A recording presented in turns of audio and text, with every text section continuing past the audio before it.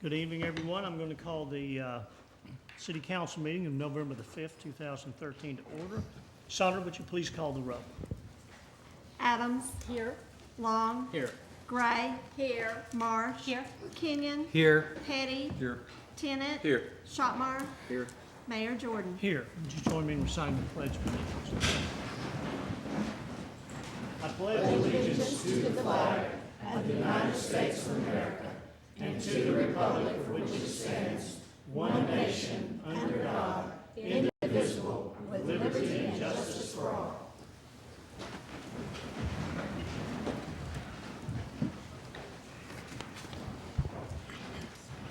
The first order of business that we have tonight is the Fayetteville Town Center report. Sandra, Bennett, do you have something for us? I do. I think you have copies of it in your packet, Yes, ma'am. but if anyone needs one, I do have copies. Does anyone need a copy?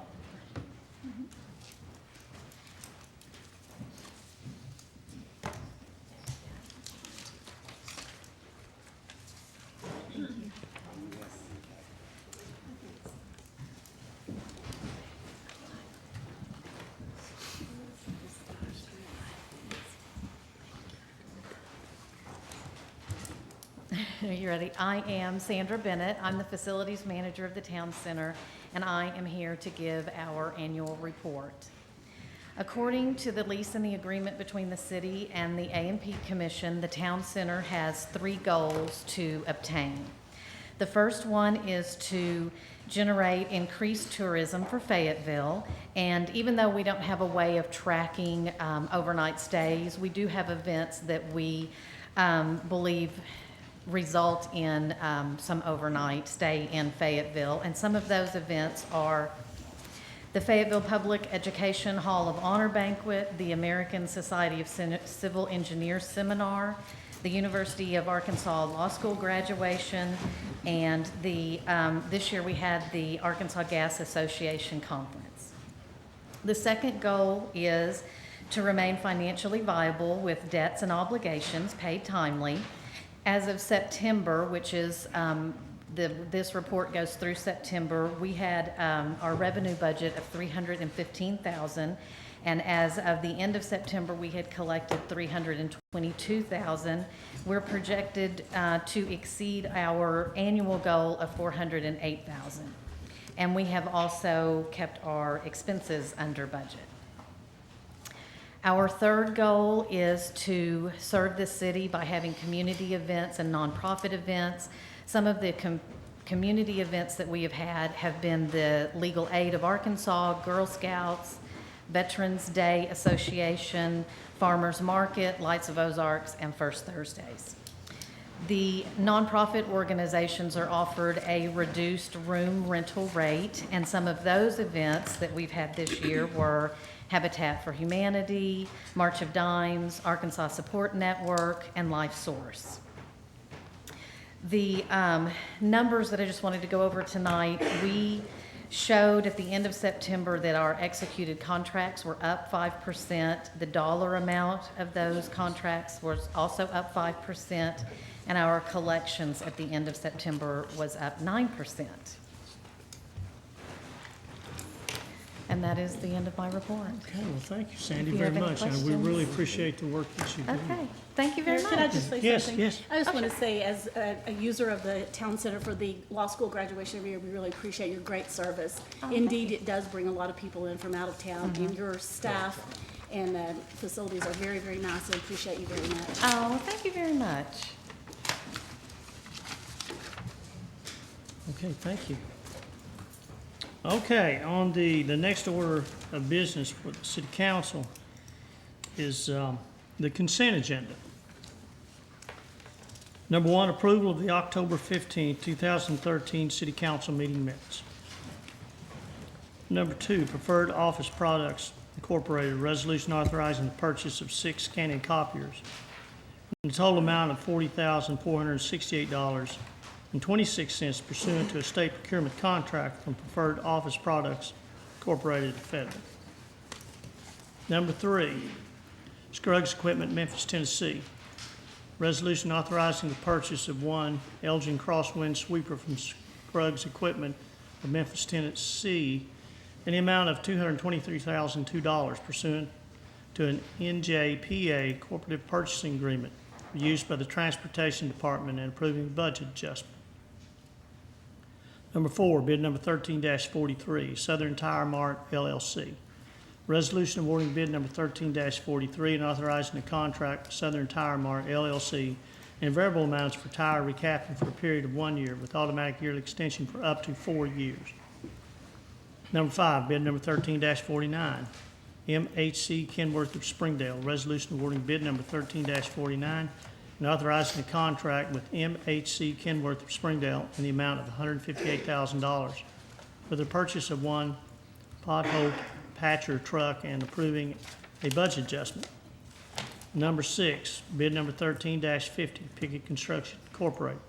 Resolution awarding bid number 13-50 and approving the contract with Pickett Construction in the amount of $130,900 for the renovation of concession areas and restrooms at Walker Park, approving 10% project contingency and approving a budget adjustment in the amount of $16,760. Number 7, Arkansas Historic Preservation Program. Resolution approving a grant agreement with the Arkansas Historic Preservation Program in the amount of $1,200 for travel and training expenses in support of the Fayetteville Historic District Commission and approving budget adjustment recognizing the grant revenue. Number 8, Hazmat Services Revenue. Resolution approving the budget adjustment in the amount of $4,328 recognizing hazmat services revenue to the fire department and authorizing an increase in the related expense budget. Number 9, RFP 13-11, Access Control and Security System Contract. Resolution awarding RFP 13-11 and authorizing a contract with Royal Communications Incorporated for the Access Control and Security System for a period of 1 year with 4 automatic renewal options. Number 10, RFP 13-11, Access Control and Security System Phases 1 through 3. A resolution authorizing the first 3 phases of RFP number 13-11 with Royal Communications Incorporated for Access Control System installation for the Police Department, Solid Waste and Recycling, and Federal Executive Airport Drake Field, and authorizing a 10% project contingency and approving budget adjustment. Number 11, Energize NWA Grant. Resolution approving acceptance of an Energize NWA grant from the Endeavor Foundation in the amount of $39,940 for the construction of 3 bikeway routes linking the Razorback Greenway with the University of Arkansas and Fayetteville Public Schools, improving the budget adjustment. Number 12, 2013 Arkansas Department of Environmental Quality Grant. A resolution authorizing acceptance of a 2013 Arkansas Department of Environmental Quality Grant through the Boston Mountain Solid Waste District in the amount of $30,000 for the purchase of indoor apartment recycling containers and approving budget adjustment. Number 13, Federal Transportation Plan, a resolution to express the intent of the City Council to fund a transportation plan in the amount of $250,000 to $500,000. Number 14, Ruby Architects Incorporated, resolution to approve a contract with Ruby Architects Incorporated in the amount of not to exceed $13,570 for architectural services for the Woolsey Homestead and to approve the attached budget adjustment. Number 15, Lawson Associates Incorporated, a resolution awarding RFQ 13-13 and authorizing a contract with Lawson Associates Incorporated in the amount of not to exceed $86,735 for landscape architectural engineering services for the design of the regional park master plan and a preliminary grading and drainage plan and approving 10% project contingency. And number 16, PPL 13-44, 13, Skillern Road Master Street Plan Amendment, Oak Creek. Resolution for PPL 13-44, 37, amending the Master Street Plan, removing the extension of Skillern Road, a principal arterial between Oakland Road and Mission Boulevard as described and depicted in the attached map. We'll entertain a motion to accept the consent agenda. Accept the agenda. Second. We have a motion and second to accept the consent agenda as read. Sandra, would you please call the roll? Adams. Yes. Long. Yes. Gray. Yes. Marsh. Yes. Kenyon. Yes. Petty. Yes. Tennant. Yes. Shopmire. Yes. Okay, under unfinished business, number 1, amend UDC height and setback regulations. An ordinance to amend 161.16, 161.18, 161.19, 161.20, 161.21, 161.22, 161.23, 161.24, and 161.25 to change setbacks and stepbacks for adjoining property and height limitations for several districts, and to amend 164.11 height and setback regulations. Exceptions to reduce or eliminate setbacks in certain circumstances, to require wider sidewalks for buildings higher than 36 feet, and to provide a building height variance for buildings receiving LEED Gold certification and meeting other requirements, and to amend 156.02F to authorize a requirement for a height variance applicant to provide a view shed analysis or sun shadow study. Well, this is on the third reading, Jeremy, I believe. Does staff have anything, or Kit, do we? This is a third reading. It's already been read, so we don't need to read it again. All right, Jeremy? Thank you, Mayor. As you may remember at the last council meeting 3 weeks ago, the council voted to send this to the Planning Commission, so I wanted to give you an update. Some of you have already heard this at the agenda session. For the public and for you all that weren't there, I want to give a brief summary of the Planning Commission's input from that meeting last Monday, a week ago Monday. Overall, what we did is present the item for their consideration at their agenda session on the Thursday before their Monday meeting. We did not have them vote on any items, simply provide input. So we went simply down the line, allowing each commissioner to discuss their input, concerns, or questions, and we tried to answer questions as we could.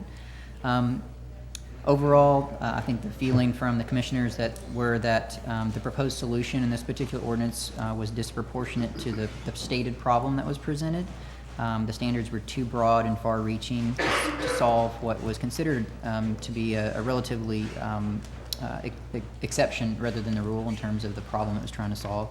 There was considerable discussion about the LEED standard requirement for residential or commercial use in buildings above 60 feet, and also the requirement for residential specifically. And there were some specific examples cited where they did not feel that would function as it was intended.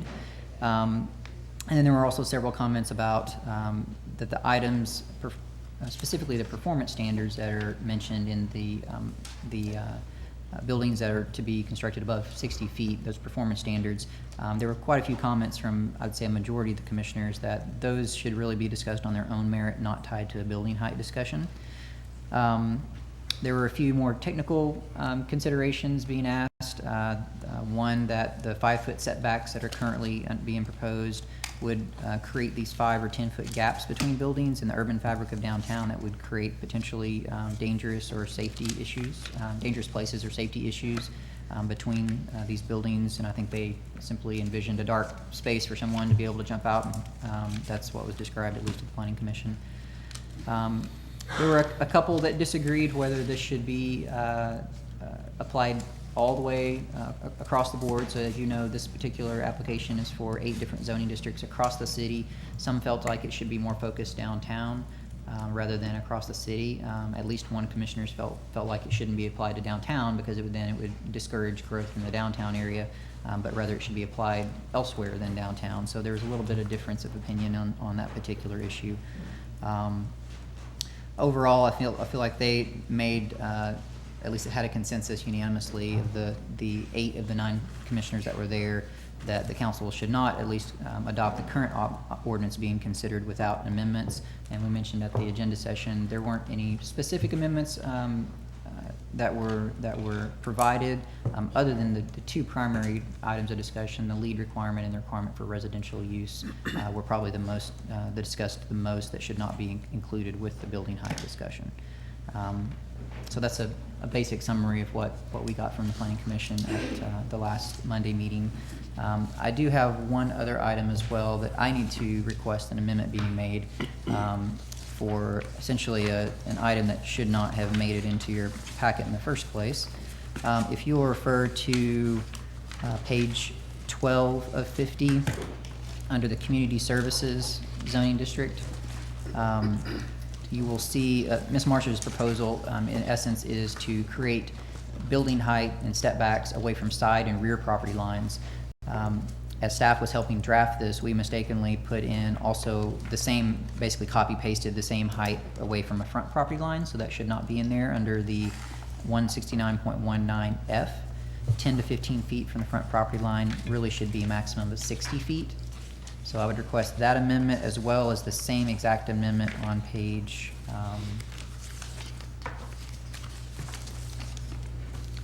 page 20 of your packet, the downtown general. These two zoning districts have the same height limitations. They were modeled, one was modeled after the other, and both should have a maximum 60-foot height limit from the front property line in that Bill 2 zone. There's not a proposal at this time to change that, so I would request that that be returned back to the 60 feet maximum height limit as was originally intended. I'll make that motion. Second. All right, and the amendments are to go to 60 feet, and what was that, community services, and the other one was what? Downtown general, And downtown general. and that's measured from the front property line. Okay. All right. Is there any public comment on the amendment to this? Okay, we'll right back to the council. We have a motion and a second. What discussion do we have on this? Any? Okay. Sandra, would you please call the roll? Adams. Yes. Long. Yes. Gray. Yes. Marsh. Yes. Kenyon. Yes. Patty. Yes. Tenet. Yes. Shopmire. Yes. Okay, That's all the report I had at this time. okay. Council, Sarah? Ever since I announced my bid for office, I've heard a steady stream of concerns and complaints about the larger new developments in town. Coming from a background in architecture, planning, and sustainability, I was quick to defend the new construction because it promotes density, walkability, and will make our community easier to serve with transit. All very laudable goals. I've also been impressed with Specialized Real Estate Group in particular and their commitment to sustainability. With all their new developments seeking LEED certification, they stand in stark contrast to a lot of the rundown and inefficient rental properties that I've lived in this town. But the more I've thought about it, I realize that this is a false choice. We don't have to choose between density and compatibility. We can actually have both. For most of my career, I've worked in another city that was undergoing rapid redevelopment, and I've learned a few lessons about the importance of good zoning and incentives to ensure contextual compatibility, building quality, and promote energy efficiency and environmental best practices. In summary, what I learned working for large developers is that their interest lies in their bottom line, and that's not always consistent with the best interests of the community. And that's why it's essential with good governance to plan for the worst-case scenario and enact sufficient protections for our city.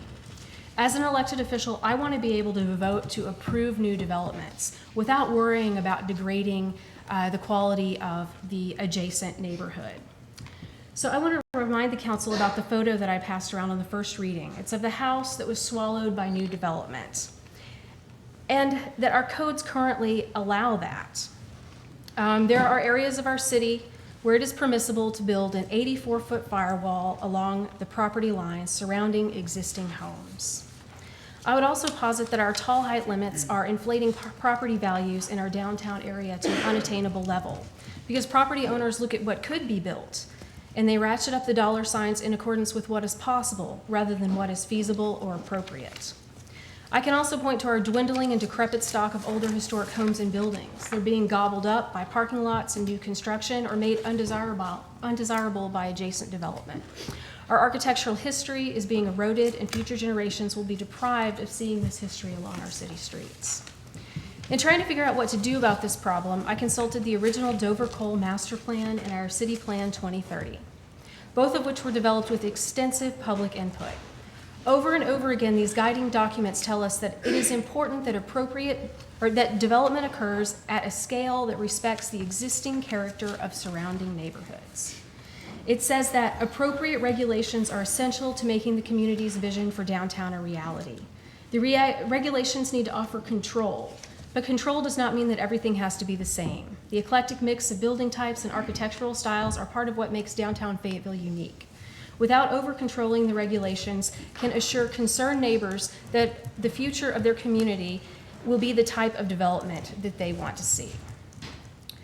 It recommends that to reach the best possible spectrum of downtown residents, downtown living should be promoted simultaneously to all incomes. middle, modest, and high incomes. In the near term, however, the top priority for achieving a healthy mix of incomes is to promote downtown living to middle-income owner-occupant residents. That's what we're trying to especially protect here. It specifically mentions in reference to our downtown general zoning district that the area shall be mixed use in function, but it's primarily residential in character. There is a mixture of single-family homes, row houses, apartments, and live-work units for small businesses. Activities included cover a flexible and dynamic range of uses, from preserved green space to less intense residential development and businesses. In many cases, existing zoning determines the building types and scale. The downtown general includes residential areas, but also accommodates commercial development that respects the scale and building placement of homes. In regard to parking structures, it says, where possible, parking lots and structures should be lined with buildings or otherwise screened so that parking does not visibly dominate the street scene. Lining parking structures with habitable space along the street edge is crucial to natural surveillance and street character. These liner buildings provide an opportune location for affordable housing, offices, and small businesses. Liner buildings are particularly well suited for live-work units for artists' studios. I also noted that in the illustrations in the master plan and the 2030 city plan, all of the suggested development indicated, with the exception of when they were talking about transepts, was mid-rise, as in 6 stories or less, which is what we're promoting here. Last meeting, I also read many other excerpts from our city plan 2030 that support this ordinance, and I won't beat you over the head with those again. But since our last meeting, the Planning Commission considered the proposal. And I will say that I was disappointed that rather than taking a constructive approach to improve the ordinance, the primary focus was negative. When our citizens come to us with legitimate concerns, I believe it's our responsibility to create a solution, not just naysay the proposal that's on the table. Not liking the proposed solution doesn't solve this problem. And based on their feedback, I've worked with Jeremy to develop a few amendments to address what we felt were valid concerns, and we'll address those shortly. But for those of you that are confused about how our planning staff, which have extensive formal training in architecture, landscape architecture, and urban planning, they often reach different conclusions than our planning commission, many of whose members are appointed from a variety of backgrounds, not necessarily related to design and planning. I wanted to point out that urban design is not an exact science. It's a practice. And there are no right answers or wrong answers. There's just better and worse. As designers, we study precedents, read and develop theories, and test those theories by implementing new strategies and seeing how they work. We then take what lessons we learned and adjust our strategies. Although our strategies may evolve as we learn more, our basic values stay the same. Values such as those that are enshrined in our City Plan 2030, which say that we will make appropriate infill and revitalization our highest priority. After utilizing our initial pass at creating zoning and ordinances to further the goals in our city plan, we're hearing from our community that we're falling short. We've got buildings slated for construction with exposed parking decks lining our streets. We've got proposals for projects that will severely impact the livability of adjacent residences. And we've seen poor construction practices result in environmental hazards such as fuel spills and sewage leaks, as well as deaths on the job site and allegations of wage theft. We need higher standards for development. This proposal is my attempt to create a solution, and that I hope as we move forward, even if this specific proposal is not what we adopt, that I hope that the public comment will focus on finding an appropriate solution, and I implore that this council take meaningful action to address the growing problem. And with that, I'd like to ask Jeremy to talk about the 2 amendments that we've developed. Just to clarify, which one specifically? The 5-foot and the mixed-use components. Okay. So following the agenda session and planning commission comment period last week, Ms. Marsh asked me to pull together some ideas that might help address some of those concerns. One of those is to essentially within all of our form-based districts, which includes our downtown districts, to insert well, let me back up, to remove section 2 of the enacting ordinance, which is 164.11. So if you look at your ordinance on page 8 of 50, Currently, the section 2 under C, side and rear setback, essentially this has a proposal that, with the proposal, there's a 5-foot setback required. Section C states when under certain specific parameters, you can have a build back to the property line. So the amendment would be to remove this section C altogether and instead allow for 0 lot line development, but insert one more additional height step. So essentially at the 0 lot line, so building on your property line would be allowed by right again. There would not be a side or rear setback, but you would only be able to go 24 feet in height or the height of the adjacent structure, whichever is greater. So right now we have a 36-foot height limit in the proposal that's before you. This would insert one more step within that. So between 0 and 5 feet from the side and rear property line, you would have a maximum of 24 feet or the height of the adjacent building, whichever is greater.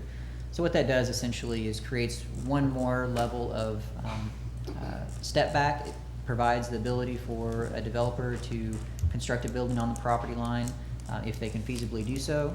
That would be by right, so you wouldn't have to meet any of these specific exceptions. Essentially that would go away and you would we would go back to what we currently allow, which is by right development on the property line, so long as you're no higher than 24 feet or the height of the adjacent structure.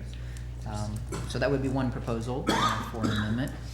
And then the second was, I'm sorry, remind me. The mixed use as opposed to just specifying. Okay, so one of the residential. performance standards, and I will refer to under section E, these are called building height bonuses essentially. So the proposal currently caps building height at 60 feet tall. In order to go above 60 feet, you have to do certain things. You have to step back your building 30 feet from all property lines, for instance. You have to construct 12-foot sidewalks adjacent to your property. Any associated parking garage has to be screened from view at the street grade with a liner building. A minimum of 50% of the gross floor area of the building above 60 feet in height shall be residential, and you can incorporate that residential use anywhere within the building. You have to be the building has to be constructed to LEED Gold standards, and finally, any side of a building immediately adjoining a principal structure on the adjacent lot shall utilize materials, colors, and other architectural features similar to the front facade. Ms. Marsh is proposing amendment to number 3, which is a requirement for residential uses. Currently, what that states is that if you have a building above 60 feet in height, you have to look at your square footage that you're adding. You take 50% of that gross square footage, and that amount of square feet has to be residential in use. It can be distributed wherever you want to in the building, but that's the amount of square feet. This particular proposal would amend that to remove the requirement for residential use and instead require more general mixed use. This amendment would remove the requirement for residential uses in buildings above 60 feet in height, which is, as the Planning Commission discussed and as Ms. Marsh and I discussed, impractical in certain scenarios, such as a hospital, which was mentioned is one example, government buildings, courthouses, things of that nature. And so that is being recommended to be removed. Replacing this would be a more general requirement for a mixture of uses that serve more than just users of the building itself. One potential wording could be, number 3 could be replaced with the following. Buildings over 60 feet in height shall contain a mixed-use component, including residential, retail, commercial, office, institutional, recreational, or any combination thereof. That's just one example of what it could be, but I believe those 2 amendments are at least something that Ms. Marsh would like to offer for consideration. Yeah. Yes, And ma'am. just, our Dover Coal Plan goes on and on about how important it is to have residents living in downtown, but I do agree that it is impractical to have residences in such uses as a hospital. But with the mixed-use component, that would require them to have services. Maybe they could have a pharmacy or a coffee shop. There are a lot of things that would serve the general purpose of the building, but also help activate our streetscape and keep a mixture of uses downtown. In regards to now building at the 0 lot line, from a constructability standpoint, that's a difficult thing to achieve because, what happens when you build at a 0 lot line and then you have to go back and later erect scaffolding to work on your building? You've got no area to do that in. But people seem to be clamoring for the right to do that, so if they want to figure out how, I'll support that. Okay, let me be sure I got this straight here. So we're gonna go we're gonna use 24 feet, and we're gonna go up 24 feet, and how much is the setback at 24 feet then? 0, so you would be able to build right on the Okay, and then the property line. step back would be how much? So 0 to 5 feet would be that maximum 24 feet. After that 5 feet, you would refer back to the current proposal, which you could then go up to 36 feet in height. You could essentially add another story to your project. So if you had 12-foot floors, for instance, you could have 2 stories at the property line. You'd have to step back a minimum of 5 feet, and you could have 1 more story before you had to step back Okay. an additional 10 feet. So we're basically striking section C, and basically going with a step back instead of a setback. Is that fair? Okay, and then the other one is on the residential, instead of 50%, and the residential, after it's 60 feet, it would go to 50% mixed use. I don't believe we set a standard for that. There wasn't a- sorry, there wasn't a sorry. A number, it was mixed-use just component. Okay, but just it would, instead of 50%, it would just go to mixed use, so. Whatever. Okay.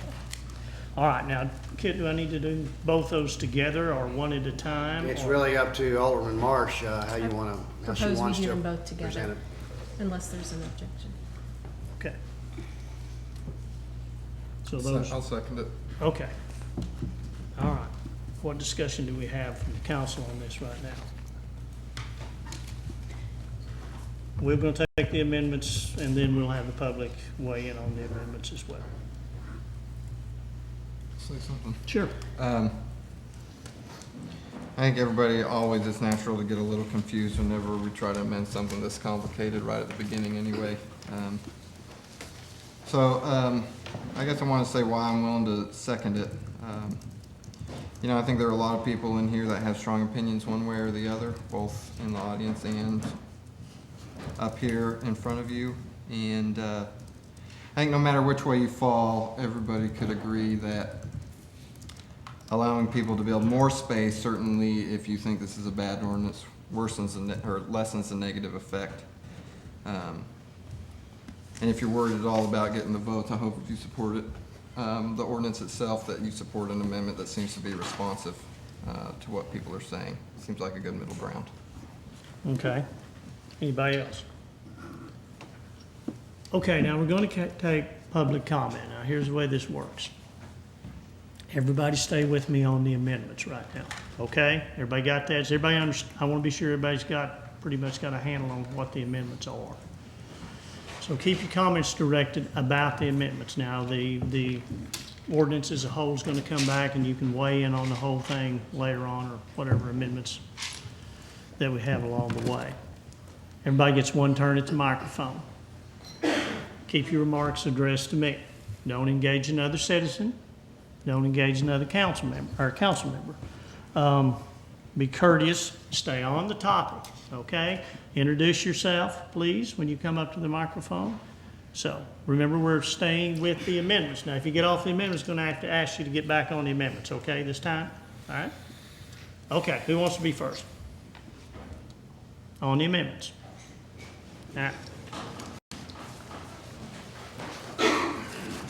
Good evening, Mr. Mayor. My name is Tracy Hoskins, citizen of Fayetteville and Planning Commissioner. While I appreciate the council continuing to work on this proposal, as far as the amendments go, I am concerned with any proposal that would require an investor who's going to build in Fayetteville, invest in Fayetteville, require them to use their building for a particular purpose. While mixed use may be appropriate in some buildings in the downtown area or what have you, it may not be appropriate in other areas. I think that we'll discourage growth in this town with such an amendment. And if we're going to require or make requirements on people of how they're to use their buildings, regardless of the height, I believe it should be located in a different part of the code under the zoning regulations and not in the height ordinance. Thank you. Okay. All right, who else on the amendments?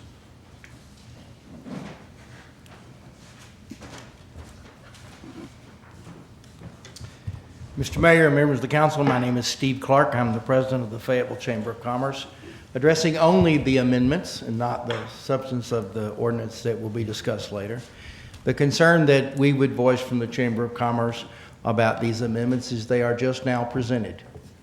There has not been a study, a discussion, an input session, a review, or frankly, an opportunity for citizenry, whether it be business people or homeowners or whomever, to have a look at this specific language. And when city staff says, language like maybe mixed use could include, and then gives a list, a litany list, but not a complete list, not the certain list, not the specific list, it's very difficult to give input to that sort of idea because you don't know what the idea is. It's a moving target.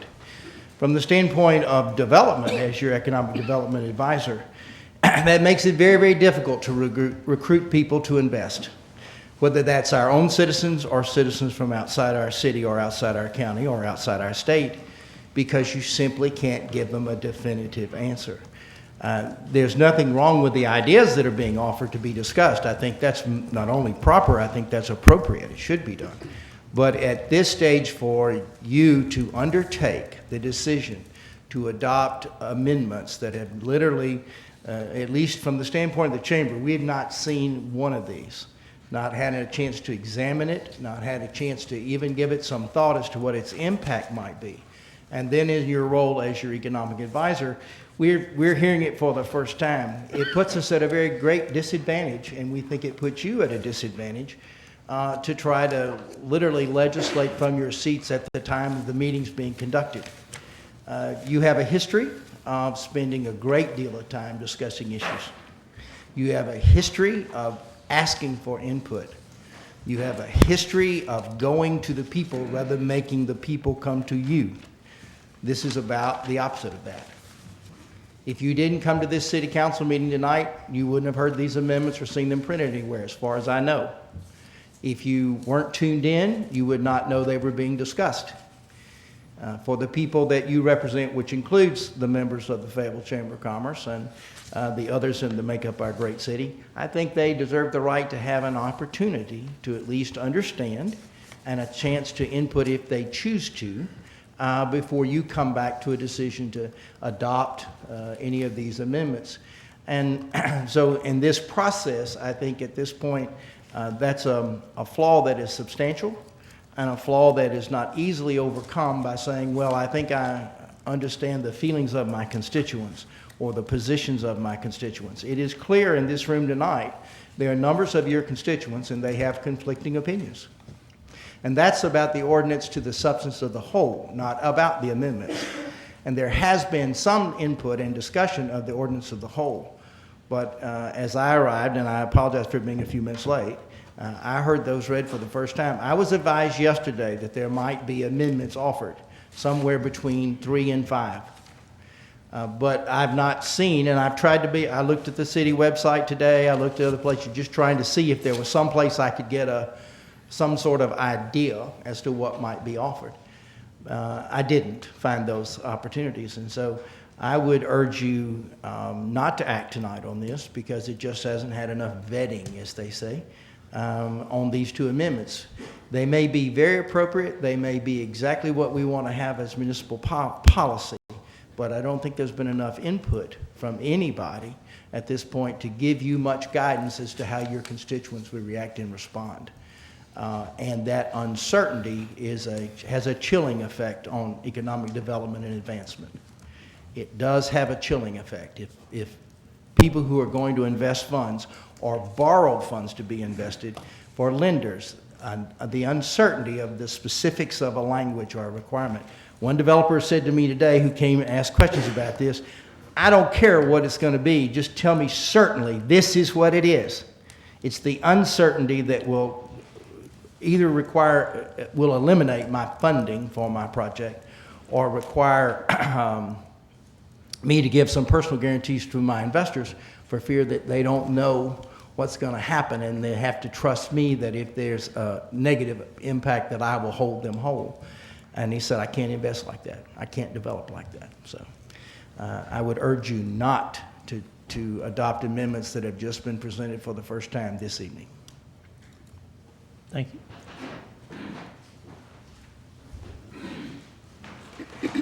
My name's Tom Overby. I have a building at 211 North Block, which we just built last year and occupy. And I will speak only to the amendment and only to the point of the preceding speaker. Because I have invested heavily in that building and my office is there and there's a place in the back to build a condominium for mixed use at some future point if we choose to do that, I have been very interested in this whole process of this proposed ordinance. I've been unable to appear before you the last 2 times because I've been working out of town. So I sat at my office in Little Rock and watched the session 2 times ago, and the session last time I went to Planning Commission, and I have been in contact with each one of you by email, and I have been in contact with Mr. Pate and Ms. Marsh in more detail, and a couple more of you. That background is simply to say that the information on these amendments has been available. I have been reading it. It is available has been available merely for the asking. Ms. Marsh provided to me with no problem. I've had sessions with Mr. Pate at his office, so I disagree that it's a surprise and that you shouldn't consider it for that reason. If you were interested, you could have found out. Thank you. All right. Who else?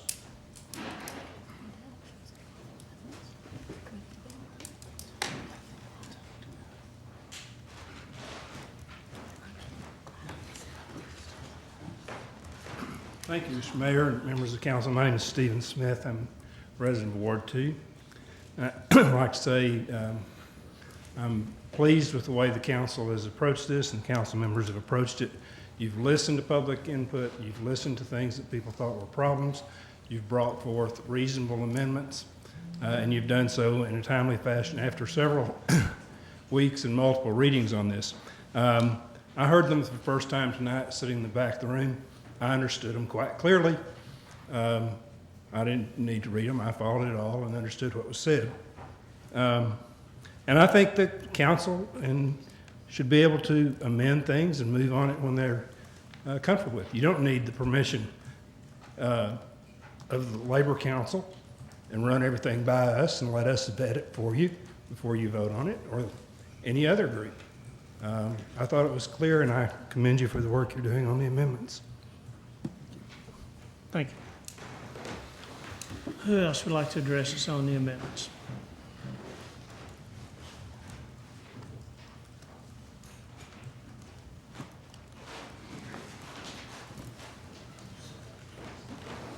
Good evening. My name is Tony Hickerson, and I live in North Fayetteville. Addressing the amendment concerning the setback, my wife and I have longed for many years to live in downtown Fayetteville. We recently were able to find a tiny sliver of land in downtown Fayetteville. Before purchasing it, we ascertained from the planning department that in fact it was a 0 lot line. Since it's such a small lot, that was very important to us. We therefore bought the lot, have hired an architect to help us design a home that would work on such a small lot. If there was a 5-foot setback on that lot, it would virtually destroy any ability for us to build a home on such a small lot. And as I would urge that if the whole ordinance passes, that in fact the 5-foot setback change is considered. I think these amendments address that. Am I correct on that? So it's speaking in support of that amendment. Thank you. Thank you. Aubrey Shepherd. Thank you, Mayor and council members, for considering these things. 0 lot line is sort of a terrifying thought to so many of us, because you go down the streets right here in South Fayetteville, single family housing. Now, what, 8, 10 is it maximum houses on an acre? And whose land do you park on with your big giant machine to go up there? How do you work on these things that close together? Why would you want them that close together?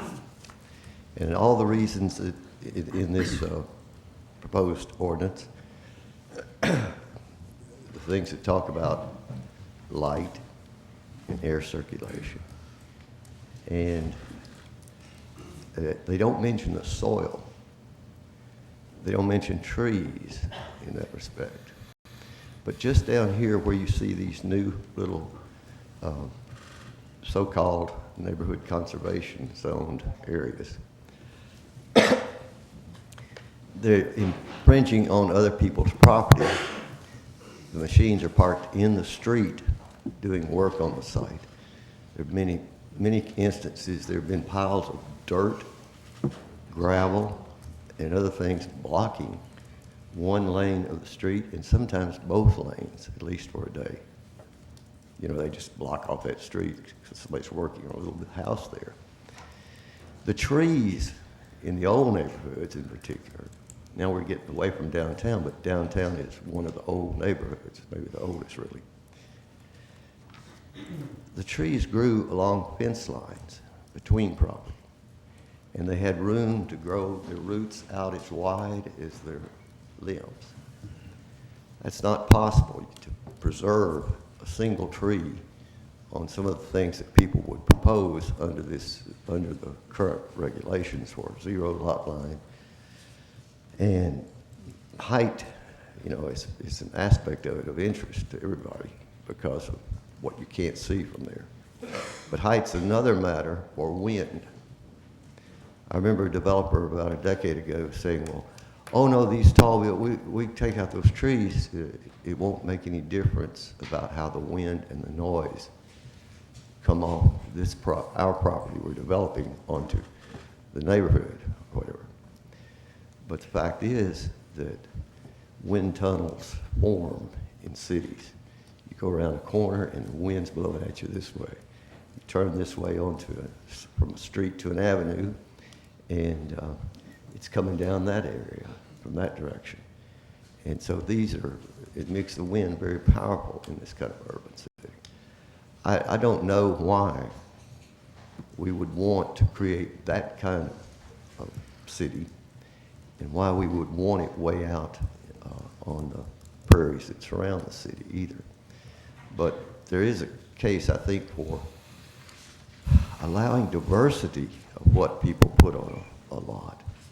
You know, they shouldn't have to be all lookalikes, and we have far too much of that. I noticed some of the little new subdivisions of things around town have different paint jobs. Maybe that helps you find your house when you're going home at night, if there are lights on to show the color or something. But I think low impact development is as important as low energy consuming houses and big buildings. So let's consider the soil, the geology first, where we're putting these things, the existing trees and the adjacent property, and how what we do will affect it. Whether you pass this ordinance or this amendment or not, these are things that should be thought about, and I know many of you do think about those things. Thank you. Thank you all. Who else would like to address us on the amendments?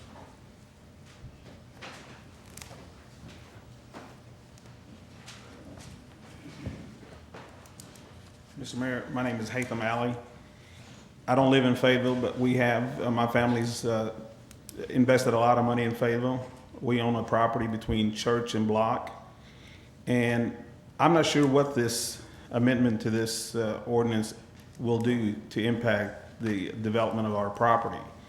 We've already had one developer, because of this ordinance, decided not to, we had it under contract, decided not to purchase the property because of the impact of this ordinance. And, you know, I've heard it the first time tonight, and I'm not sure what the effect is going to be. I mean, it may be the zero lot line and then going up 24 feet may be okay, but I don't know. And I don't think the council should, you know, pass this amendment because we are not sure as developer. And, you know, we did the Chancellor Hotel. We've invested a lot of money in the city. We don't do anything it's not broken. I'm not sure why we want to fix it. You know, and I know tonight it was said that, you know, developers look at the bottom line. I mean, that's all we can look at. I mean, you can't just, you know, you got to make money. And if you invest, I don't know if anyone owns a business here, you don't invest and say, God, I hope we lose money. you know, you invest because you want to make money. You invest in a company or in a property to make money. And so that's to me is offensive actually, but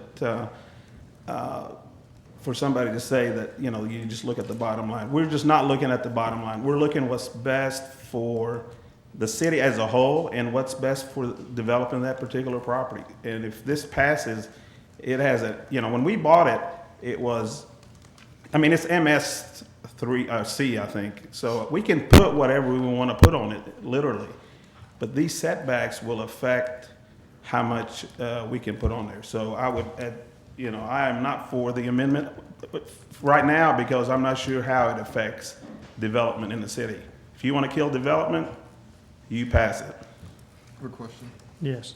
Can I ask you a question, sir? Thank you. How many offers would you say you get a year on that property on Block of Dixon? How many? Inquiries? We've owned it 3 years. I think we've only had it under contract one time, but we get inquiries all the time. Mm-hmm. And you say you turn down most of those because they can't meet your asking price? I'm not sure. Do you know? I mean, no, I've never had anyone actually tell me, you know, negotiate a price that they've always called and said, "How's it zoned? Send me the survey." We send them the survey, but we've never. No one's ever told me the price is too high. And it's been vacant the whole time you've owned it, right? Yes. Okay, thank you. Okay, who else wants to address us on the amendments? Okay, I'll bring it back to the council. What's the wishes of the council? Mark? I have a question, and I think because of the last speaker we heard, this would be relevant because it would be in the location and similarly impacted. Even with this amended resolution, and I'm directing this to Jeremy if you can think with me, this would prevent a building like the E.J. Ball building from being built on that property. Is that correct? The entire proposal, just as a whole, Yes. it would certainly require changes in that building. So this ordinance requires certain step backs over a certain height. So after 2 stories, there would be an additional step back, which would restrict the amount of rentable space on the square footage as we go up. Correct. So after 24 feet or 2 stories, it would require a step back. After 36 feet, it would require a step back. And after 60 feet, it would require the largest step back, which is 30 feet, linear feet. Indeed, if we looked at the corner of Dixon Street and College Avenue where we have the county courts building, we would run into the same situation. In that particular example, it sort of depends on how far, that building's not right up on the Right, it street, is so in there's the already front. a setback, Okay. so it might very well. Well, on the side by meet the that church, standard. I think that it would not meet the Probably, setback. it's probably And then similarly, across the street at the Southwestern Electric Building, that would not have an appropriate setback probably from Dixon Street. But just remember, these are only from side and rear setbacks, so Right. the proposal in the front really isn't changing, but to the north and to the east, we would have to review where their property line Right. is and see how. Well, I'm how trying to far back. visualize the overall impact on what we have and how it fits in our city, and to see how it would be restrictive as we went forward, even with the amended proposal. And coming from a banking industry, again, whenever we're looking at the return on the investment of property, we have to look at the overall usable square footage to make the loan on the property viable as an investment. And so there are implications where it would be hard to develop a building like the E.J. Ball building, which is actually part of our city skyline, that is part of what we have and is not destructive, I don't think. I'm used to it, perhaps. It's been here, I remember when it was built, I was very young. Another thing I think that concerns me, even with these amendments, we're talking about downtown a lot and downtown general, but there's thoroughfares and building opportunities in transportation lanes like east and west with Joyce and Van Ash that we're investing in, and the overpass at the Fulbright Expressway so that we can develop uptown. And I'm not sure that it's important if we had an office tower there that you would have step backs, because this is a different type of development. But yet we have 8 zoning districts that are impacted by this, where we could actually have restrictions down Van Ash when it could be appropriate to have an office tower there that's just an office tower.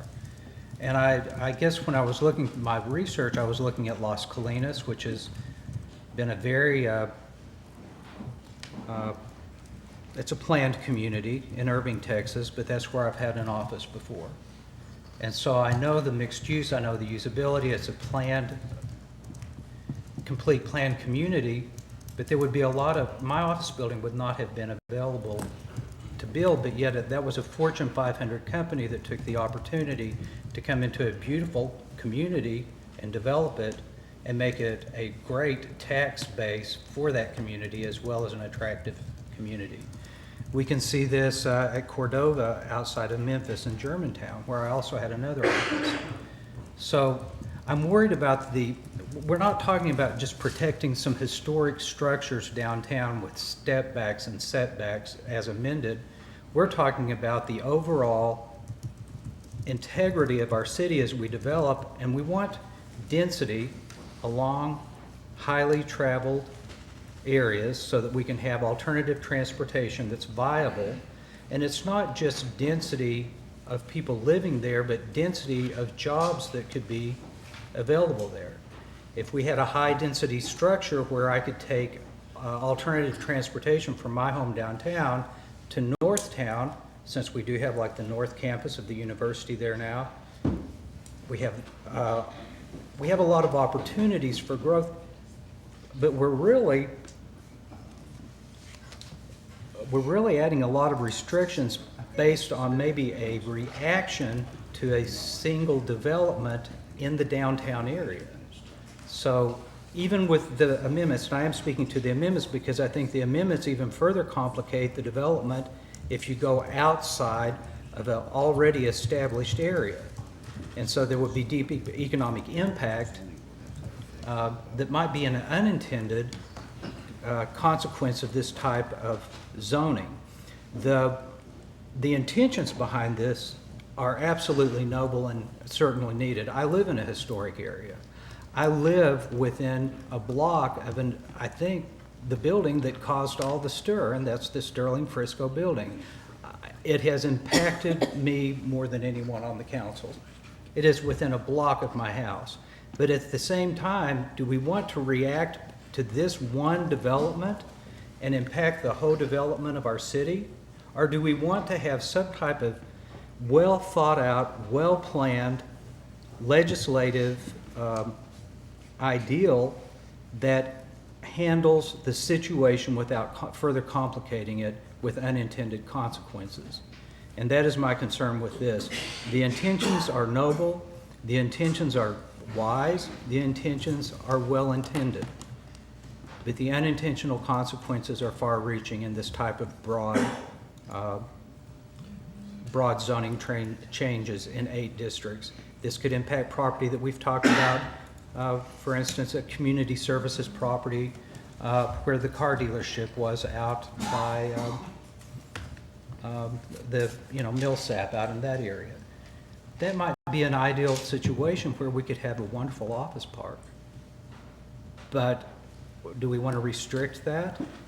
I don't know whether we do or not. It's up to individuals. But it's something that I think that has to have further discussions, because we're reacting to a growth of student housing like the View, Sterling Frisco, and I think that this is a reaction that's overreaching the implications that we're trying to resolve in this type of development, even with this type of amendment. I'm going to support the amendments because I think they're better, but it offers something but I don't think that it's the answer. So I just wanted to mention that. Al? Jeremy, I have a question. When does the moratorium date end for this December particular? 3rd. December December 10th. December 10th. It was introduced at the agenda session of the council on September the 10th, so December the 10th, that would. And just to follow up to that, I'm okay with voting on the amendments tonight, just because I think that they make this ordinance less restrictive than it was previously, and it makes it more flexible. At the same time, though, I hear what you were saying, Mark, and I think that you're wanting to just make it to where we can fine tune it better. And if we could take this to ordinance review, that's one option. And we could get that done within the time frame, because I think an ordinance like this is needed. And I think a lot of hard work has gone into this by the Planning Commission, by the city staff. Alderman Marsh, you've done an excellent job. You put more work into this ordinance than I've seen put into an ordinance in a very long time. And I just hate to see the city not benefit from this. So I mean, if we'd like to send this to ordinance review too, I'd be fine having a meeting between now and the moratorium date. But those are just some thoughts I had initially on that. Okay. Just to clarify, Alan, if I could, so you're suggesting vote on the amendments and get a final document here, and then maybe send it Right. further on? Yes. Okay. Yeah. Just making sure. And that's what I understand. That's why I Okay, took I was just making sure. Thank you. I wanted to address Mark's or Alderman Kenyon's concerns about the courthouse building. I was just looking online at images of it, and actually it would not have been affected by this ordinance because it has a parking lot adjacent to, or separating it from the building to the south, as well as to the east. So it meets all of the setback requirements of this ordinance. Now, if we cross the street to the old electric company building, again, it's surrounded by parking lots on the side and rear, so it would not have been affected. But overall, I don't believe that structure is more than 36 feet tall in general, so it would not have been impacted by this ordinance. If we go over to the EJ Ball building, I've noticed that while it would definitely have required some step backs to meet the ordinance, I do note their recent addition of the outdoor patio and inclusion of mixed-use zoning in that. They've added the cupcake shop and the restaurant and nightclub, and I think that's been a really great step in improving the vitality of that streetscape around our square. Okay. Mayor, I just want to say in all fairness, as a council, I never received any documentation on this, and I'd like to read it. I can understand it, certainly. I'd like to see it in writing, because you can always go back to what's written. But we're willing to put a come and go on hiatus for a month. We're willing to do the pawnbroker amendment ordinance for a month. Talk about the Boston Mountain Solid Waste District for a month.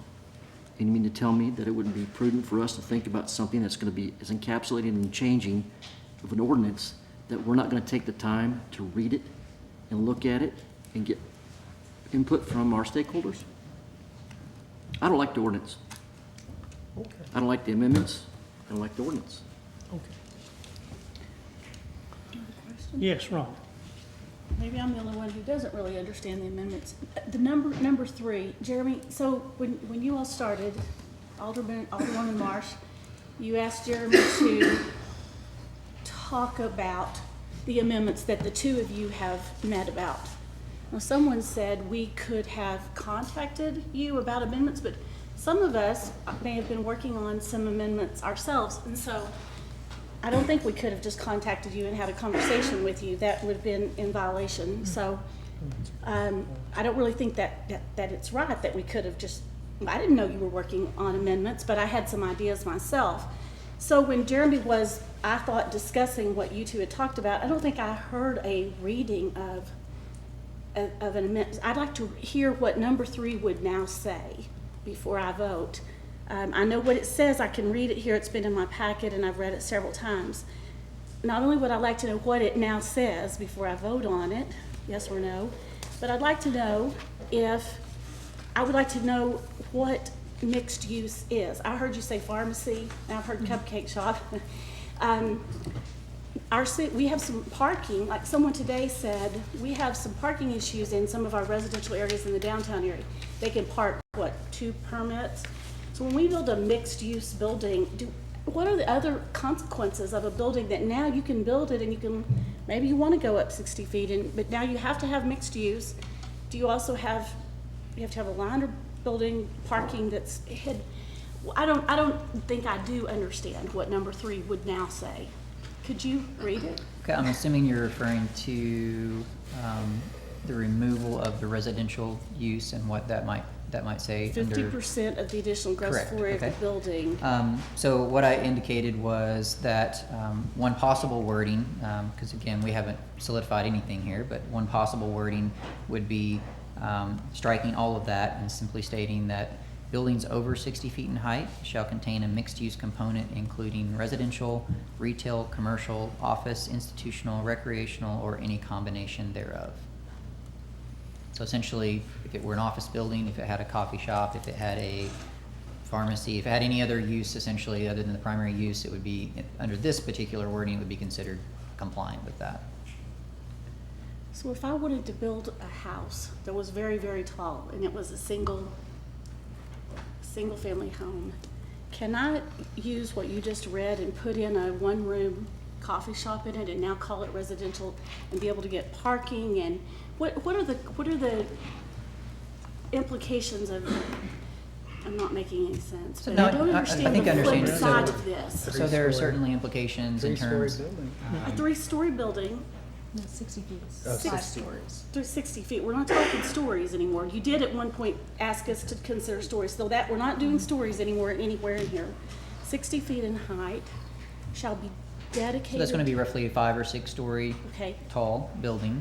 And yes, you would have to consider parking needs. So if it were planned to be a restaurant, for instance, there's a certain parking ratio associated with that versus an office versus any of these uses, honestly.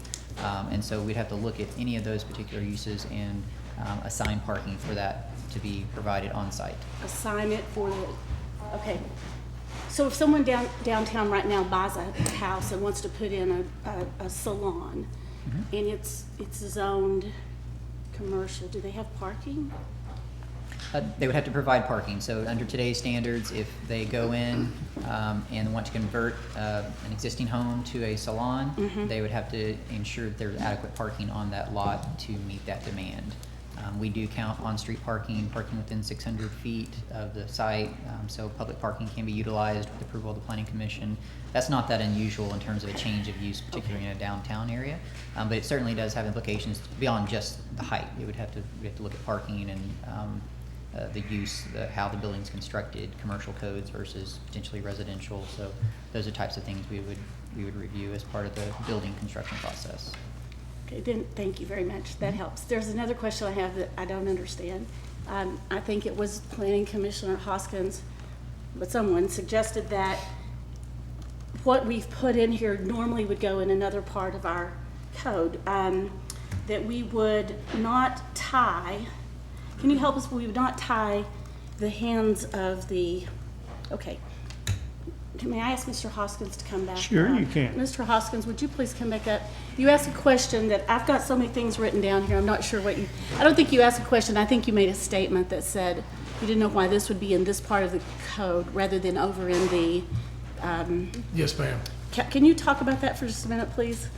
Well, in the last few years, staff, Planning Commission, and the City Council have been diligent in untangling our code, so to speak, with our sign ordinances out on, trying to make them more, once upon a time, the sign ordinances along the overlay district of 540 were different than the ones in the middle of town or what have you, and there's been various ordinances where things just kind of got mixed up through the code or what have you, and staff has done a wonderful, wonderful job in the last few years untangling all that and putting things in their appropriate place in the code. We see things at the commission level all the time of, well, we're going to reword this or reword that or what have you to take the ambiguity and the confusion out of the code. Well, this is one of those cases when you start talking about the use within the building. Well, that's in our zoning and uses part of our code, I would think. That wouldn't be tied to a particular height the because UDC, the use in the building doesn't care how tall the building is. And so, or something that is for instance, a LEED certification or what have you. Well, that seems to me like that should be in our building codes as we did with the residential energy codes last September. I don't know that the building height cares whether it's LEEDs or not, or I don't see the connection there. That's a And so, perfect in answer. other words, put it Thank in you. its appropriate place in the code. Thank you for clarifying. I appreciate Thank you. that. Okay. Thank you, Mayor. You're very welcome. And I was just gonna say that if members of the council would feel more comfortable taking it to ordinance review prior to voting on the amendments, that would be fine too. We could take it apart then. Can we do that, Kit? Oh, yes, you can table at any time. That's a motion to table is one of those precedence motions that you can stop everything and do a motion to table if you want to. Yes. I did want to respond to Rhonda's comment about why that this is in this section as opposed to others. Here, we're utilizing this as an incentive instead of a general use statement. So what we're proposing is a mid-rise walkable downtown. Primarily, it's going to be 5 to 6 stories. And then if you're willing to meet these other standards, these additional standards, then we will give you the incentive of building above that 60 feet. May I respond to that, Mayor? Yes, ma'am. So I'm glad to hear you say that. Thank you, Alderwoman Marsh, for pointing that, because that brings me then back to our attorney's memo that expresses some concern about the constitutionality of incentivizing the UDC. And if we could ask if it would be okay for our attorney to speak to that. You did write us a memo and express some concern whether we could put incentives into this code or not. Yeah, I did note it, and I asked first my assistant, Jason Kelly, to also do a little research on this, and he indicated, of course, that incentive zoning, which is allowed some places, we're not sure whether or not it's allowed in Arkansas. I'm concerned It's about just something that we haven't seen before. It's not specifically in the state statutes to give us that power. Doesn't mean necessarily that it would be illegal and unconstitutional, but it is something that we have not seen before. And then I did have some other concerns about the fact that some of the approval that we would be providing to a developer wanting to build above 60 feet would not be approval from us. It'd be approval from an unaffiliated, independent, nonprofit corporation who would grant whether or not it is a LEED certified gold building or not. So we would be saying, you're not meeting our requirements because you're not meeting their requirements. And that concerns me a little bit because normally we place requirements on people and they must meet our requirements and not a independent third party's requirements. So I know that I'm especially concerned if, in fact, somebody did try to build a LEED certified gold building above 60 feet, made a good faith effort to do it. You know, then maybe they built it to 84 feet. But for some reason, the Green Council refuses to say that they're LEED certified gold. They said, well, you're silver, but you can't be gold. And what are we going to do then?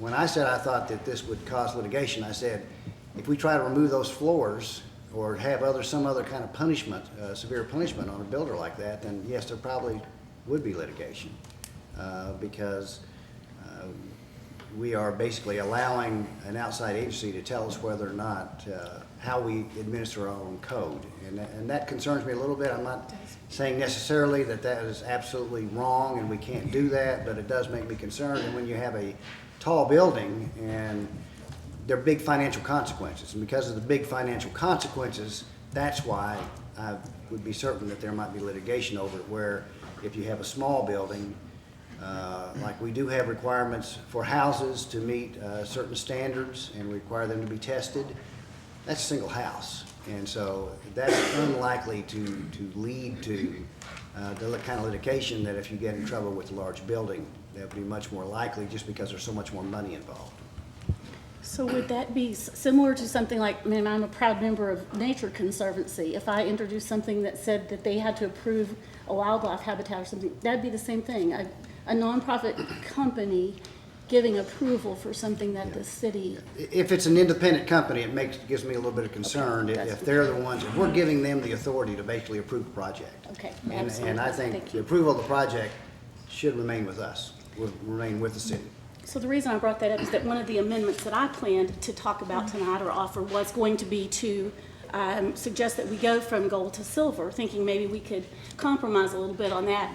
But then after reading his memo and considering this outside, then I'm very concerned about that being in there at all. And I guess I would like to offer, if we're going to vote on those two amendments, that this be struck and we vote on this as well. Well, wait a minute, let me back it up here just a little bit. Just want to be sure I'm clear with what we're doing here. Now, first of all, the way I'm looking at this, you can vote for these amendments, or you cannot vote for these amendments, or you can table two amendments, or you can table it, correct?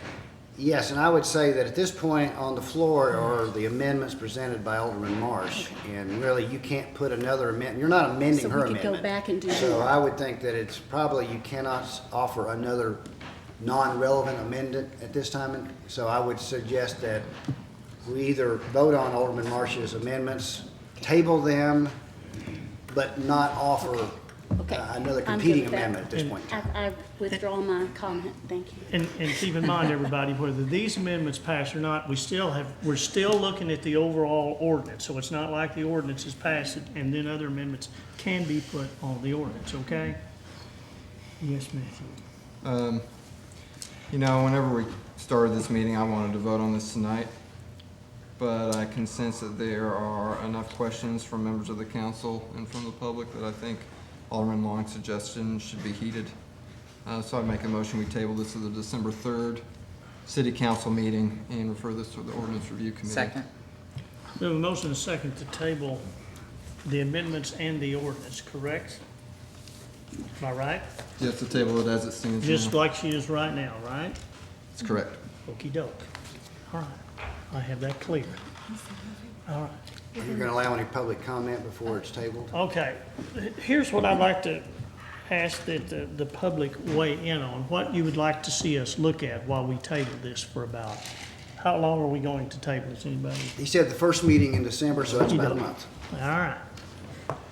Would anybody like to weigh in on what you would like for us to look at while we table this for a month? Okay?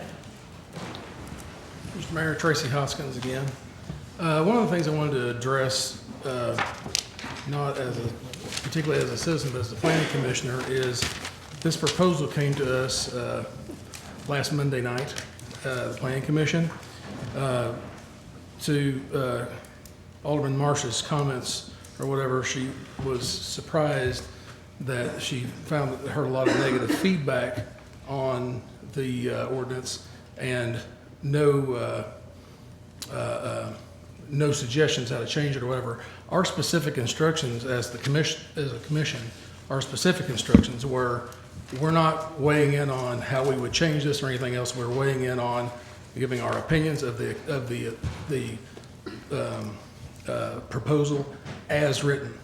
So we weren't given the opportunity, because it did not come through the planning commission originally, we weren't given the opportunity to give any suggestions how we would change it. And so, but I did find at that planning commission meeting that it's unusual that all 9 of us came to the same consensus about the proposed ordinance.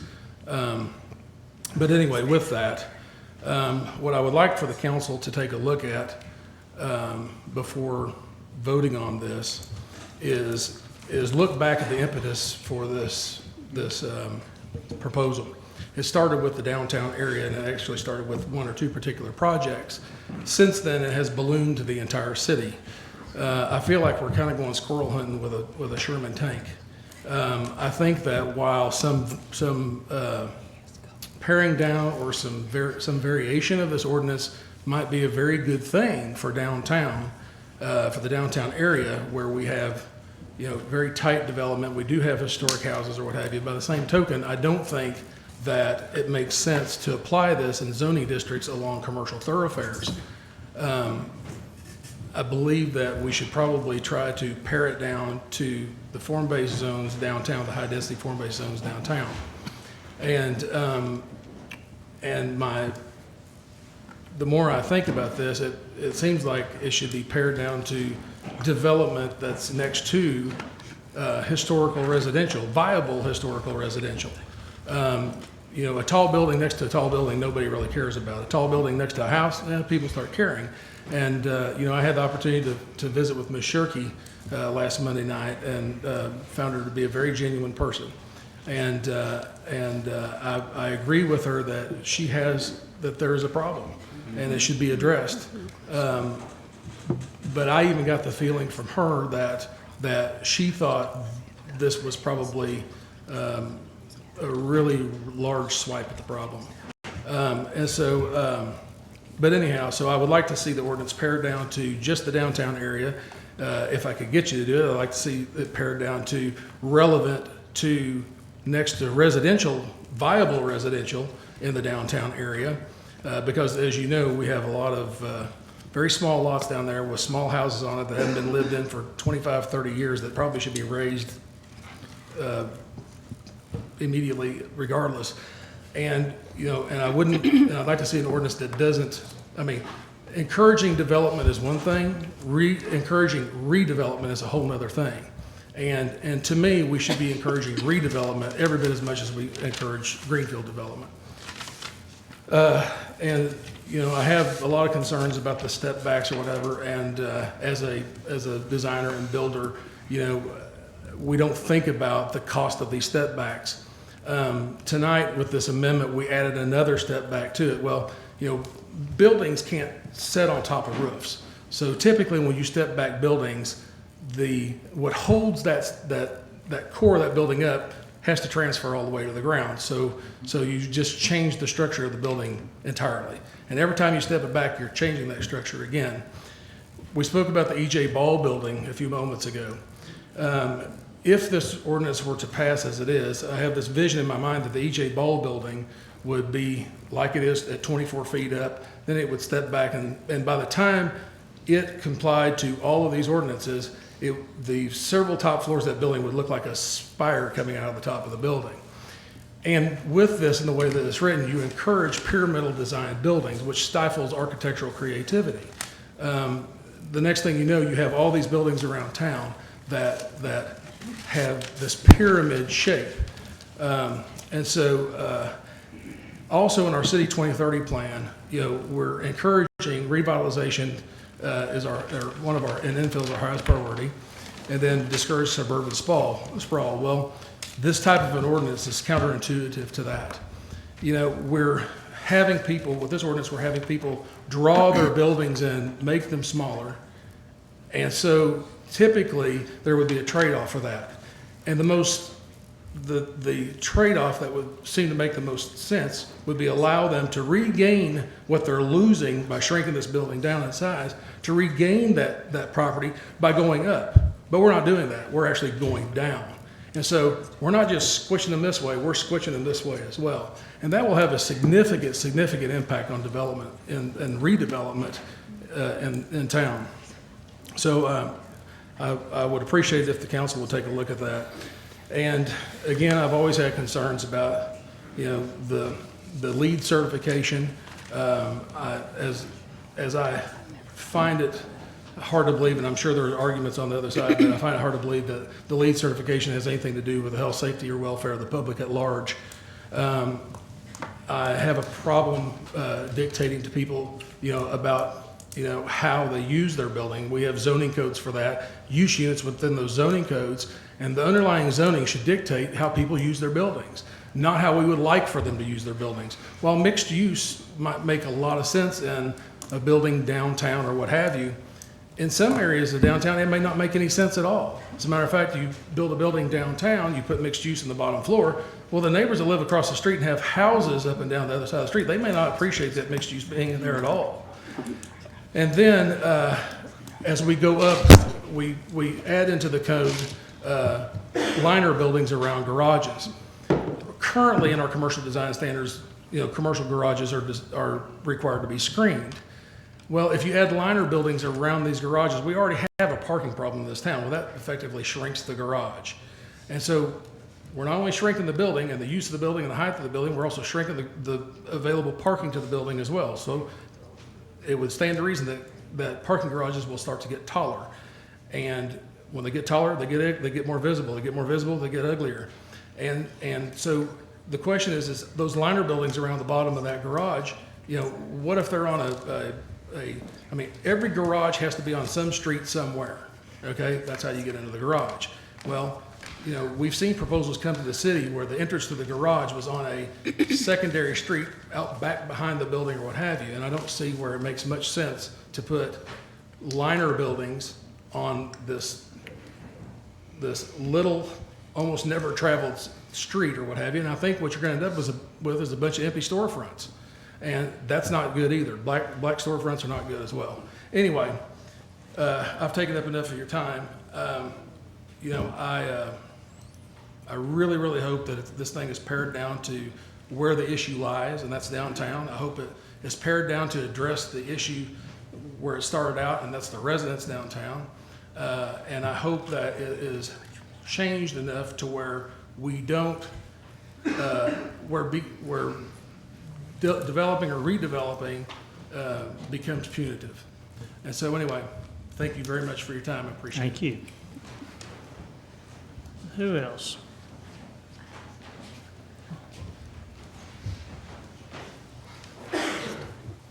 Aubrey Shepard, just for a moment. You guys have a big week ahead with a lot of rough stuff to do, like budget on Saturday morning. I just realized that. That's why none of you are coming out to the Veterans 5K and the ceremony where the RNCIC donates some land to the federal government that'll go on 8 o'clock Saturday morning. But, so I think you guys ought to table this and run through the agenda so you can get some rest this week. Thank you. Thank you, Aubrey. Thank you, Aubrey. Anytime you want to come back to the mic, Aubrey, Yeah. just come on.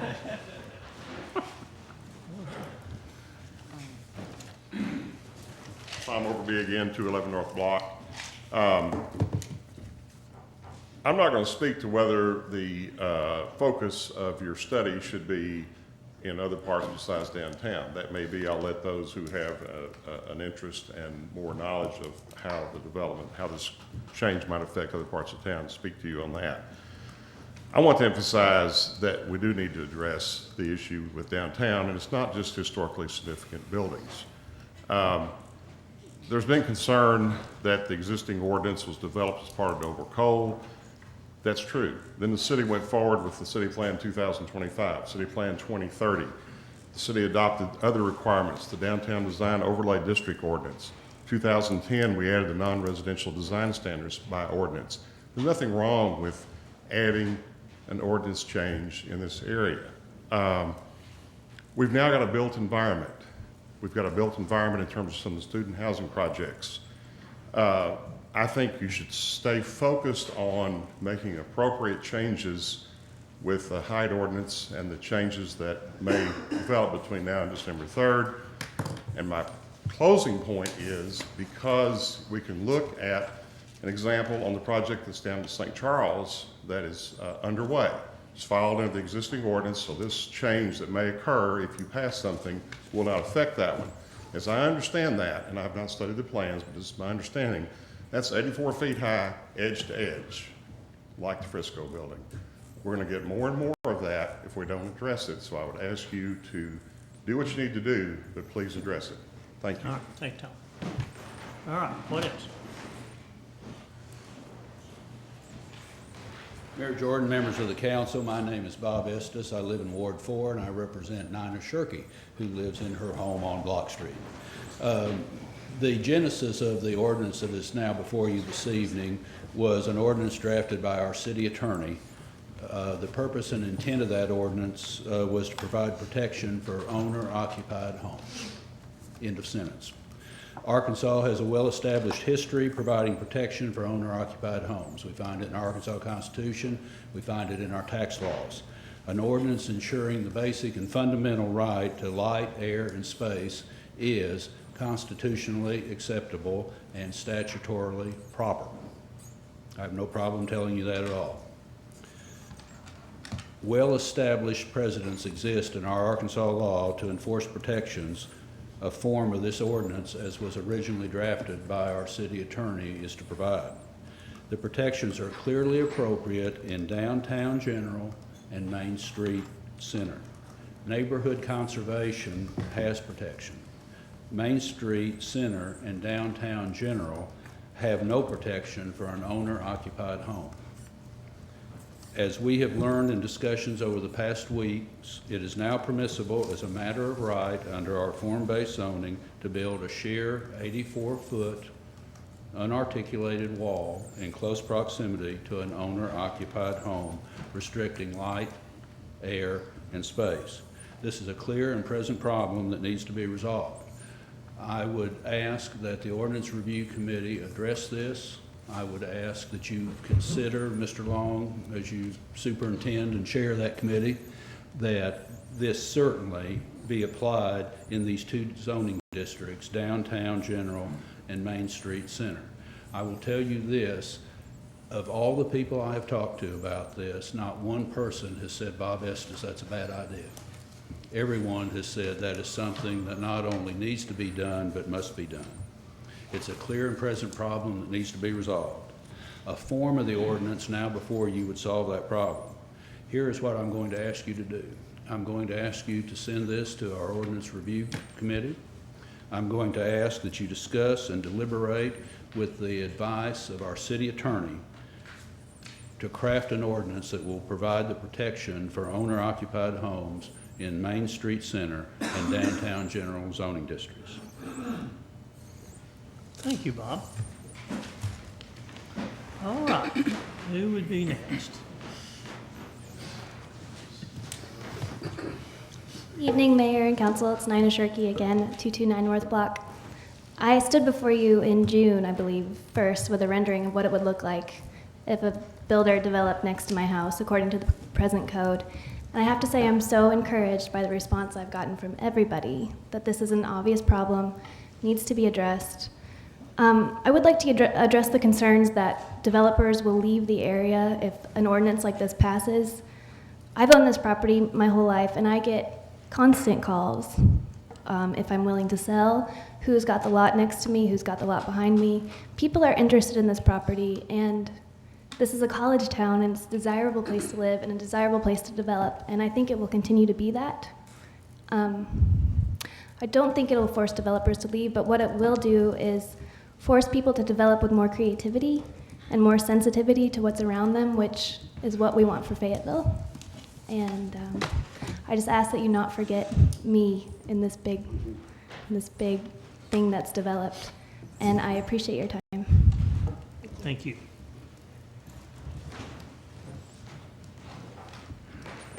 Hi, I'm Kathy Voigt. I emailed all of you, so my concerns were balconies in the setback space, mainly because the ones that face us are used as urinals. But I support what Mr. Estes and Ms. Shirky both ask of you to consider, and that is let's take care of the problem that we know exists, and let's do it pretty soon. Thank you. Thank you. Who else? Oh.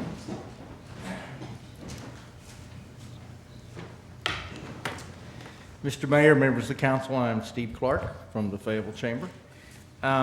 If I'm to address you and to ask what I think you should focus on, you've already heard some of that tonight.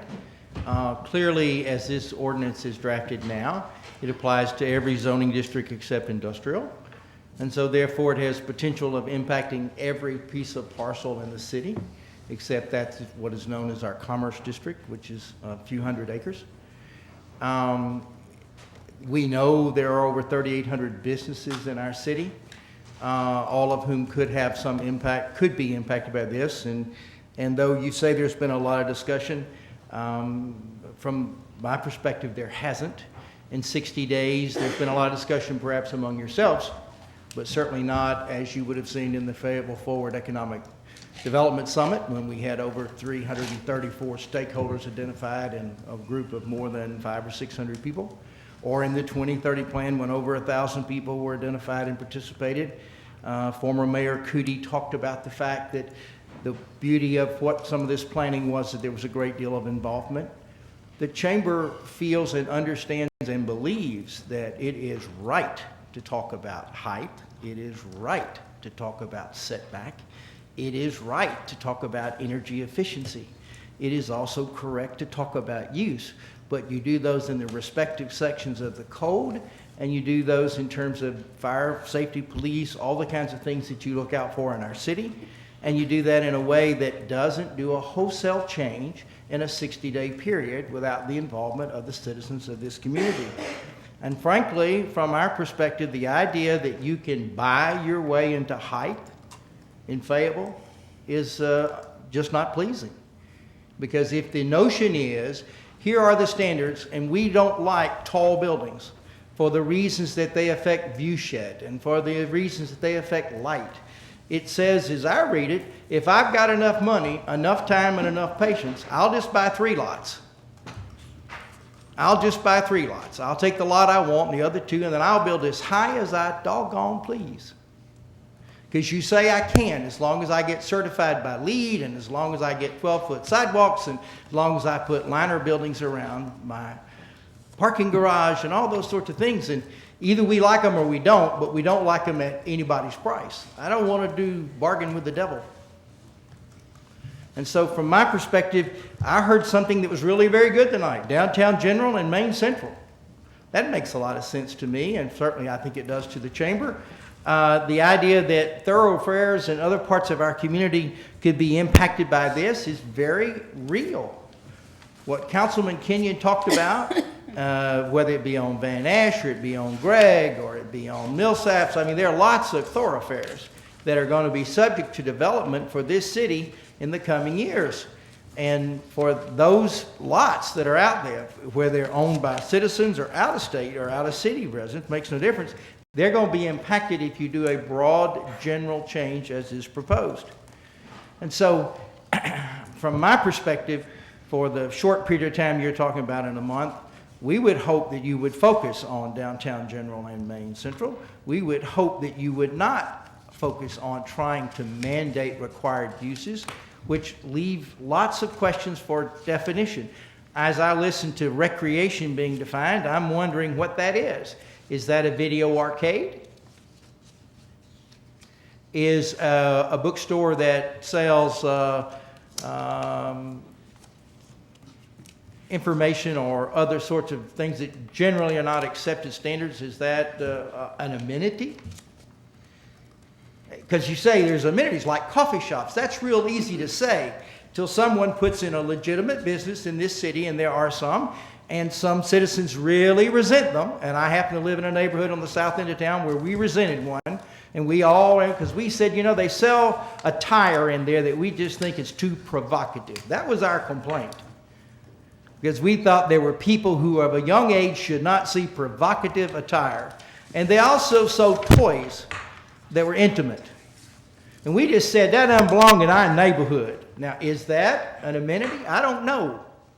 But I sure can tell you that the specifics of what you put into this language will make a difference in what development will occur in this city. And it is correct when you say that today people are calling about property. Indeed they are. There were 2 people in my office today. I want to develop in Fayetteville. I'm looking at a couple lots, but that's based on the zoning standards today.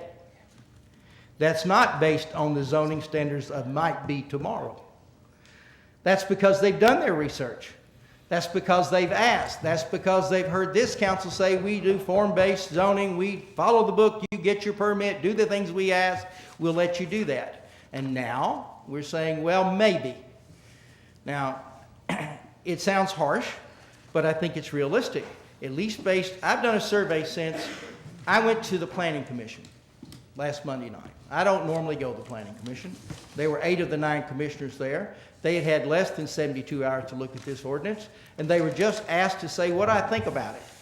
And to the person they said, needs more work. concerns, problems, legal, practical planning, issues that do not follow and comport with the articulated and stated policy of what we want for development.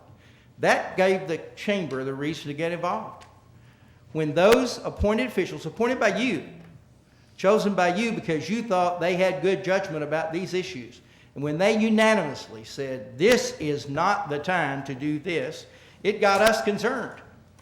We actually had a board meeting last week to talk about just this issue. And since that time, the board meeting was on Thursday, since that time, I've probably been in contact with more than a dozen developers in the city and outside, and just said, be aware that these things are being discussed. And it is my perception that their reaction was to say that if you adopt a really broad-based code like is being discussed here and don't narrow the focus down to really what are the issues at hand, and there are serious concerns and there should be, and Ms. Shirkey is correct when she says she should have her city provide her some, at least the review of some protections. She's absolutely right. All of us feel that way.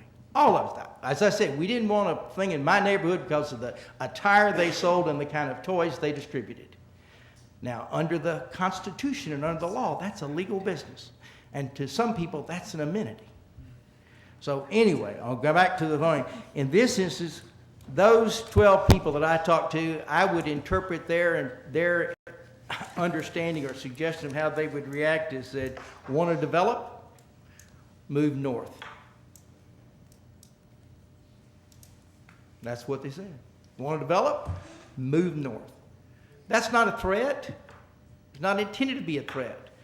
I take great pleasure in telling people that you cannot develop in our community and put up 60-foot tall signs, and if you don't like it, then develop up the road. We would be glad to show you the map that takes you that way. And I have said that. And I'd be glad, and I said recently to a real estate trust that has $800 million. And they said there's a piece of property in downtown General that they want to develop on. And I said, I just think the chances of that happening are about 1 in 100 million. I just think you'll be dead and gone a couple of generations before this city council or any city council in Fayetteville would ever do that. They said I have more money than you've ever got, and I got more time and patience than you've got, and we will wear you down. So my urging to you is this. I thank you, and I urge you to table this and send it to ordinance review or whomever you think is appropriate. I believe that's a great action on your part. I think you should narrow the focus to only those 2 districts that have been mentioned by Mr. Estes. I think you should restrict, using language to restrict or mandate the kinds of, not really restrict, but mandate the kinds of uses that must be put in development. The market does that. I think you should eliminate the notion of saying that we will give incentives to let you do things we don't approve of just because you're willing or have the resources to meet these tests. I just see that as a really bad policy move, and I'd ask you to take that out. I'd ask you that my understanding of the market as I see it, there's enough money to do anything somebody wants to do. And there's always somebody with that amount of money. So you are the safeguard to keep that from happening. And the way you do that is take that incentive idea out. You don't incentivize people to do what you don't want done. So I would ask you to do all of those things. I would ask you not to mandate particular uses. And I have no problem at all with you talking about height restrictions and setbacks. That makes sense. But do it in a way that allows for the same creativity and the same development and the same opportunities that have made this city so strong as it is now. We have had a very good record of developing in this city with the current code that we have. It is restrictive, but it doesn't hurt us. It defines us. If we start changing that on a wholesale basis, it too will define us. And I'm fearful based on the interpretation that I heard from a dozen people, and I've only had 4 or 5 days to track down a dozen people and talk to them about this, and is that they literally, the response is, my interpretation, want to develop, go north. I have a question. question? Matthew, I think. I don't have a question. Okay. Mr. Clark? Yes, ma'am. You mentioned earlier you take great pride in our side ordinance. I seem to recall that initially when that ordinance was proposed, the chamber came out against it. Is that correct? That is correct. That Thank is you. correct. Thank you.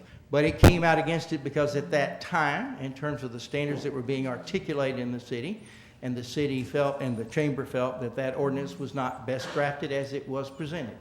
The chamber didn't to prevail on that, and it's really not the chamber's role to set policy. It is yours.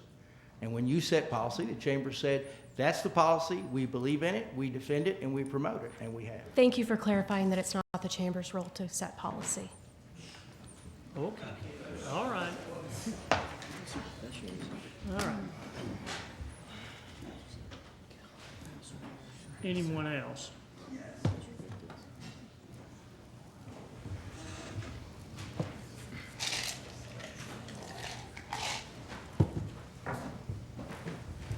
Thank you, Mayor and the council. I'm Ann Diallo. I live 100 feet south of Archibald Yale. I don't know where Main Street, I don't know whether my neighborhood is in these two housing areas that you're talking about focusing on. I personally think that residential neighborhoods, the old historic residential neighborhoods, do need some protection because I live in a neighborhood that is rapidly gentrifying. We have maybe a dozen 3- and 4-story houses that have gone up within 3 blocks of my house in the last 2 years. That's fine. It's fine with the setbacks, with the air, everything's fine. But because I live in a really old and 100-year-old house in South Fayetteville, I would ask that you include some of your protections to some of the outlying neighborhoods that are close to downtown but may not be specifically in those 2 areas. Okay? Thank you. Okay. Who else? Okay. Well, I think that's probably enough for this evening. We have a motion and a second to table. Yes. Till December the 3rd, I'm sorry. Yes.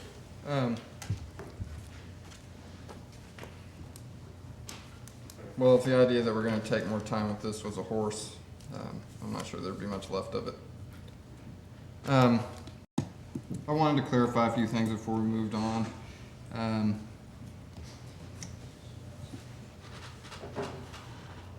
You know, the idea that a bunch of developers say they're going to move north at the passage of an ordinance, I find to be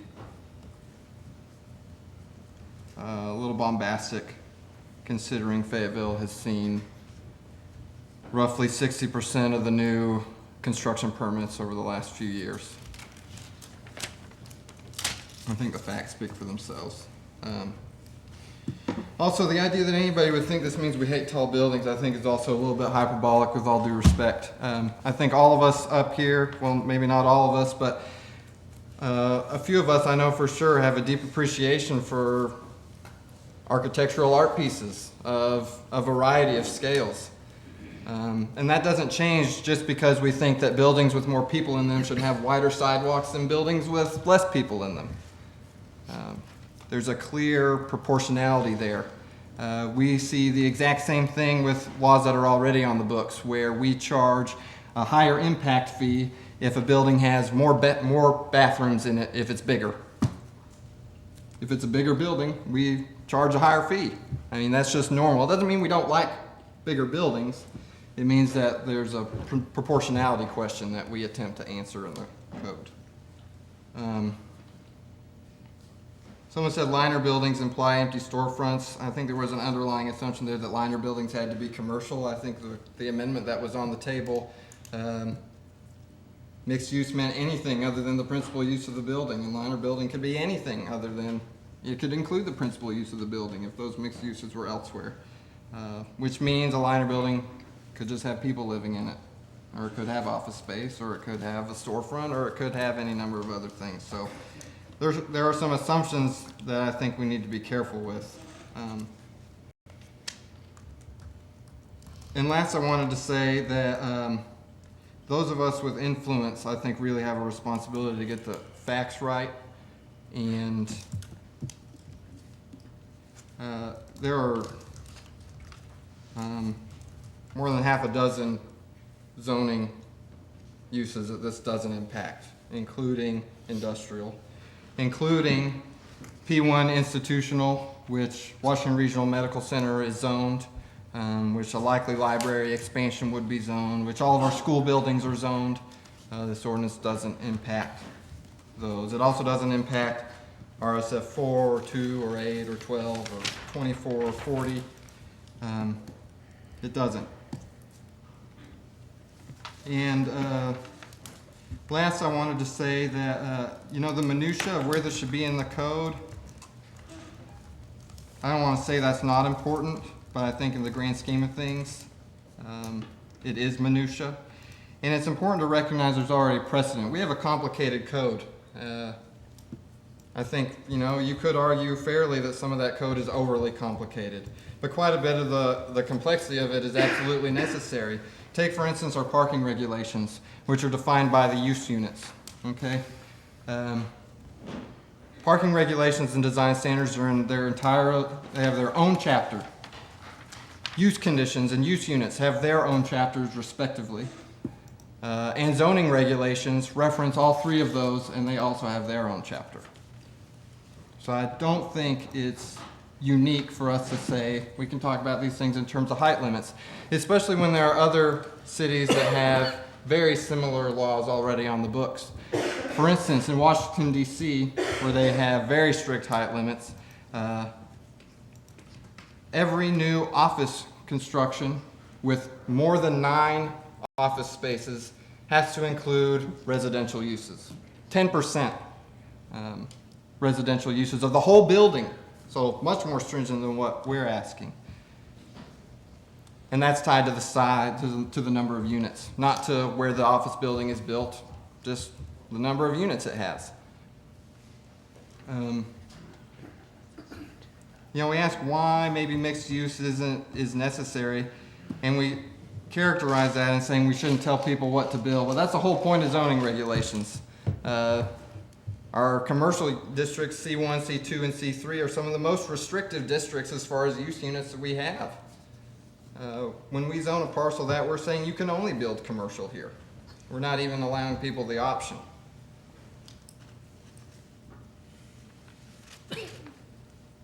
Finally, I guess,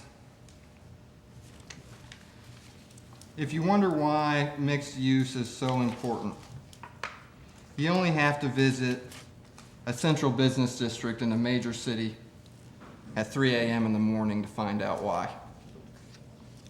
When you have office towers that dominate a district with no one living there, that means no one is there in the evening hours to make sure the streets are still safe. That's why mixed use is important.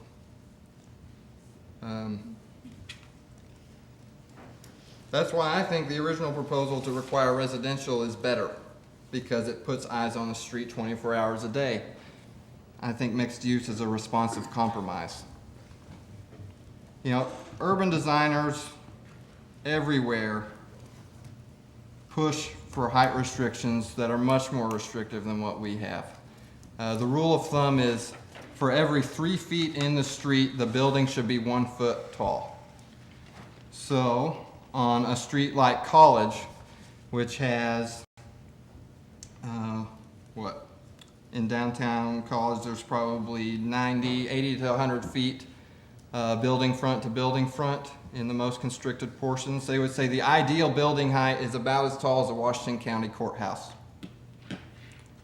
which seems about right to me from a pedestrian standpoint, from a walkability standpoint.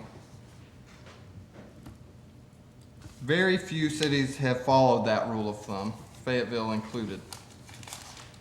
It's not to say that they're right or that they're better, but Victor Dover himself is publishing a book this year called Street Design, The Secret to Great Cities, where he recommends a ratio of 3-to-1, street width to building height.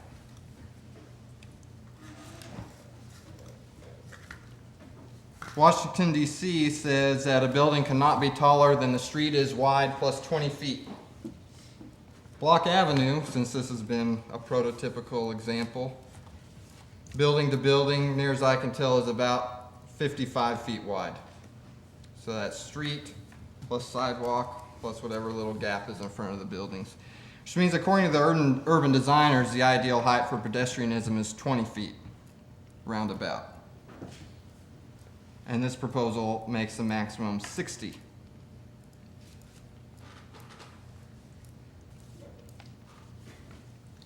You know, so many of our laws don't even have tangible examples. I think it's fortunate that we have at least one that we can point to, and many more out there when citizens come forward and say what they're worried about. So I think there is a reason to do this.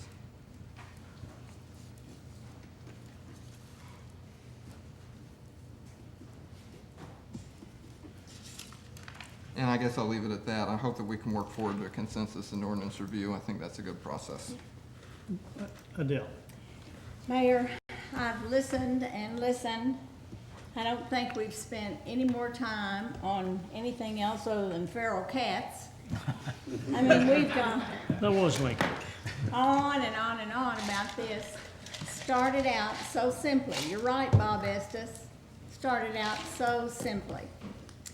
And I could support an ordinance like that.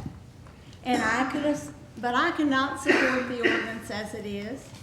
I cannot support the amendments tonight because it only makes it further complicated.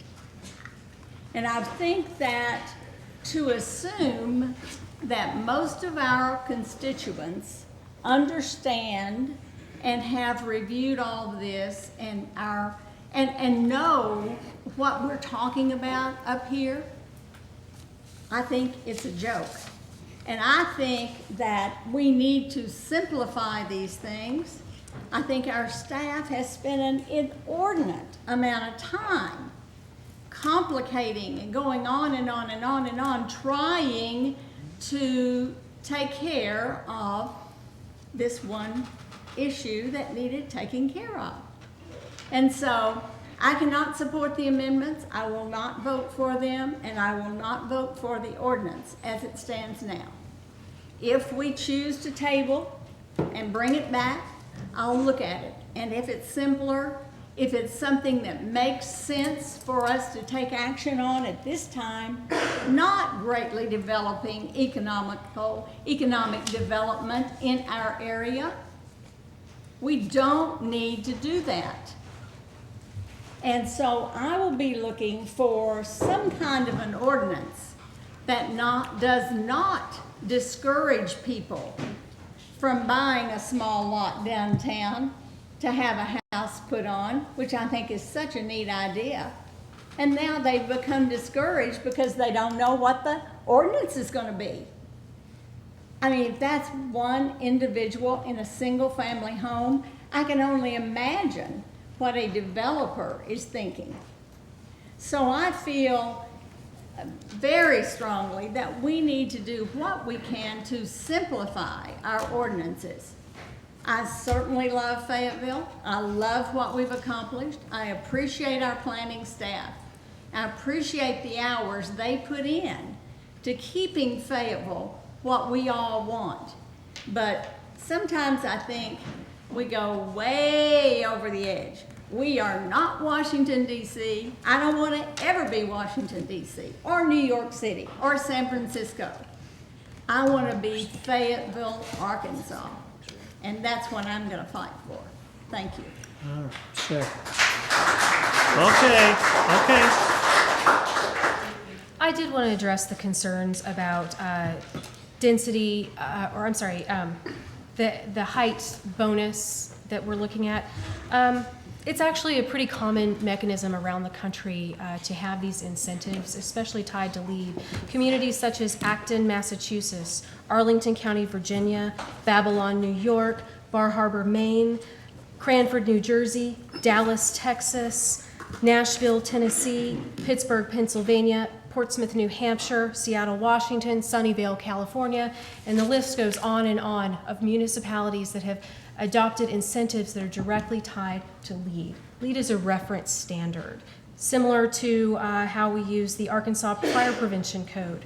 the Arkansas Board of Electrical Examiners Act, the Arkansas State Gas Code, the State Board of Health, and Home Energy Rating Systems Index. So there is a long precedent for this type of incentive. Thank you. Okay, anybody else? Well, we have a motion and second to table for a month, correct? Yes. All right, December the 3rd. Any final comments? Oh. Okay.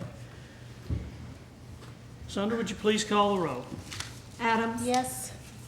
Long? Yes. Gray? Yes. Marsh? Yes. Kenyon? Yes. Petty? Yes. Tenet? Yes. Shopmire? Yes. All righty then. All right, we will see everyone in a month. See you in a month. Okay. All right, yes, in 2 weeks. Yes, or in 2 weeks. I think we got some. Okay, where am I? Oh, yes. I think so. Number 2. We're at number 6. Do y'all want to break? Or? No. Oh, okay, I'm good. You don't have to worry about me. I don't eat much, I don't sleep much. Okay. Number 2, RZN 13-4467, Mount Comfort and Shiloh Come and Go, an ordinance rezoning that property described in rezoning petition RZN 13-4467 for approximately 1.65 acres located at the northwest corner of Mount Comfort Road and Shiloh Drive from RA Residential Agricultural and RSF4 Residential Single Family, 4 units per acre, to C1 Neighborhood Commercial. I will entertain a motion to go to the 3rd and final reading. So moved. Second. We have a motion and a second to go to the 3rd and final reading. Sandra, would you please call the roll? Adams? Long? Yes. Gray? Marsh? Yes. Kenyon? Yes. Petty? Tenet? Yes. Shopmire? Yes. Mayor, would you like to vote to go to the final Absolutely. reading? That's a yes? Yes or yes? Okay. An ordinance rezoning that property described in rezoning petition RZN 13-4467 for approximately 1.65 acres located at the northwest corner of Mount Comfort Road and Shiloh Drive from residential agricultural and residential single family to C1 neighborhood commercial. Okay. Jeremy, have we got anything Here, new? we don't have any updates. I believe this has been to a Ward 4 and Friends meeting, so there may be a report from that. Staff has given our report. As you know, the Planning Commission supported the rezoning to neighborhood commercial. Staff did not support that, and we have given our reasons why. I believe we have stated on record we would support a a community services zoning for the site, which would also allow for similar uses as the C1 zoning. Okay. Rhonda, you or Alan have... Well, I can't speak for the Ward 4 meeting because I was out of the country at the time, but I've just had an outpouring of support from people who live in the Mount Comfort area that want a convenience of some type in this area. And they don't really care what it is, a lot of them, as long as they can make purchases but some people are very particularly want to be able to get gasoline there and fuel their cars before getting on the interstate, and I can definitely feel for them because I used to live in that area myself. And I would say probably 90% of the calls and emails I've received are positive for that. So that's where I'm coming from tonight. I will be supporting this rezoning request based on my constituents' feedback. I feel like I can adequately represent them. Okay, Rhonda? And we did discuss this at Ward 4 meeting. We had a very good meeting. Most of the people in attendance were for the rezoning. A few were against it, and I think if I could summarize what the concerns were, it's probably best said that they're concerned about creeping out and setting precedent and moving on out and making Mount Comfort look like Weddington in parts that we're trying to work on and trying to improve. So I pledged to some people to be very cautious about that in the future, that I do believe we have a huge number of people who want us to support this, but I do think we should be very cautious, and I pledge as long as I'm on the council to be, this is not my plan for the future to vote on rezoning. I take it very seriously, and I have to have an overwhelming support for it. So I too will be supporting this tonight. I appreciate the Ward 4 input and the people who came out. We had a really great meeting and lots of good comments. So I'd urge you all to help me with the caution. If we support this, let's all be thoughtful of that. The idea that we don't want to creep on out with the zoning changes. before I take public comment. Yes, Adele. I will be very supportive of this. I've had absolutely maybe 1% of folks who are not in favor, but many, many more folks have said, I need a place to stop and buy gas or to get a Coke, and we need this in this section of town. So I will definitely be supporting. We have we've worked with Come and Go and found them to be so very effective and easy to work with. I know we're voting on the zoning. I'm well aware of that. Thank you. Okay. Yes. I'm going to support our staff's decision. They recommended that we zone this community services. And just to be clear, uses by right that are included in community services are government facilities, eating places, neighborhood shopping, gasoline service stations, and drive-in, drive-through restaurants, office, studios, and related services. The difference between that and what the applicant is asking is that community services requires a more pedestrian-friendly design instead of the auto-oriented type of development that we see along North College in Midtown. You know, I ride my bike by this property several times a week, and with the proximity to the expanding trail system, I think it's important that the area develop in a way that is compatible with multiple modes of transportation and that doesn't create a hazard for the growing cycling and pedestrian community, especially in that area. Recently, the Nelms family rezoned the property across the street, and they asked for community services because they felt that that was the most appropriate form of development for that area, and I agree. While there's no doubt that this area could benefit from commercial activity, as the first parcel slated for development, whatever will go there will set the tone for future development. And I would like to see this area grow in a way that a child can walk to the store and pick up milk without their parents having to worry about them getting hit by a car. A place where it's pleasant to go for an evening walk or a bike ride, and then invites a high caliber of construction that enhances the value of adjacent properties rather than diminishing them. So I think that community services will better serve this goal. Okay. Anybody else? Yes, ma'am. I had a clarification from staff. So, correct me if I'm wrong at any point in this. In community services adjacent to the street, a screening wall between 24 and 36 inches is required between the sidewalk and the drive aisles for the pumps. I think it's 32 and 42 inches, if I remember correctly. Yes, that's correct. So you're familiar with Come and Go development at Township and College? Yes. Can you characterize the sorts of changes that would have to be made to their existing landscaping if it were in community services zone? The primary change likely would be either screen walls or other pedestrian improvements adjacent to between the actual drive aisles and pump islands and the sidewalk.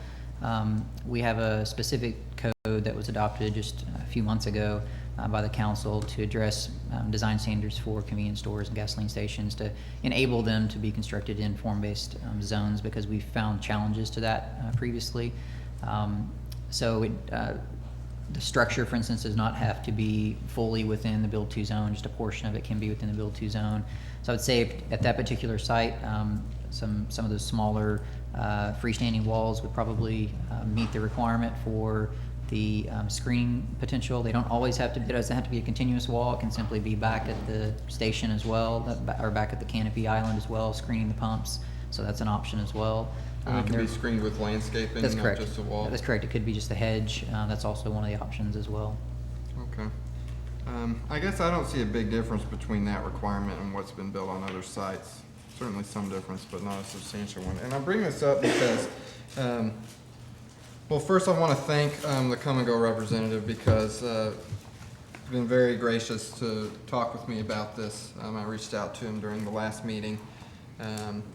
Because I thought that there had been a miscommunication between what they were required to do. And it turned out that there had, the city's preferred layout for this is to put the pumps at the back of the property and the building to the side. But it's only a preferred layout. And I was disappointed or frustrated because I found that this miscommunication was persistent. Of course, the building does have to be put to the side of the property, but the pumps can be put up front. So visibility can be maintained. So I bring this up because, look, I think I can count the votes. I think I see that there are votes to do this regardless. And I'm disappointed because I feel like this has been cast in with black and white rhetoric. You're either for commercial on this property or you're not. And if you vote against it, you're not. Which I don't think is correct. You know, I've heard from a lot of people too, and everybody I've heard says they want a convenience store. But the attorney has advised me that's not a reason to vote for this. I have to consider the underlying, all the potential uses of the property, all the traffic impacts, the compatibility, what's going to happen going forward, and so that's what I want to base my decision on. And I don't see any kind of substantial burden from community services that would actually prevent this from going forward. Certainly if the miscommunications were true, but they aren't. And like Alderwoman Adams, if I'd be comfortable making that pledge if that pledge had any bearing on what the next person who sits here is going to do, and it doesn't. So that's why I'm going to support staff, because I think it's right for the property, and I think it still allows a convenience store to go there. Okay. All right. Anybody else? I'll take public comment now. Who'd like to address us on this?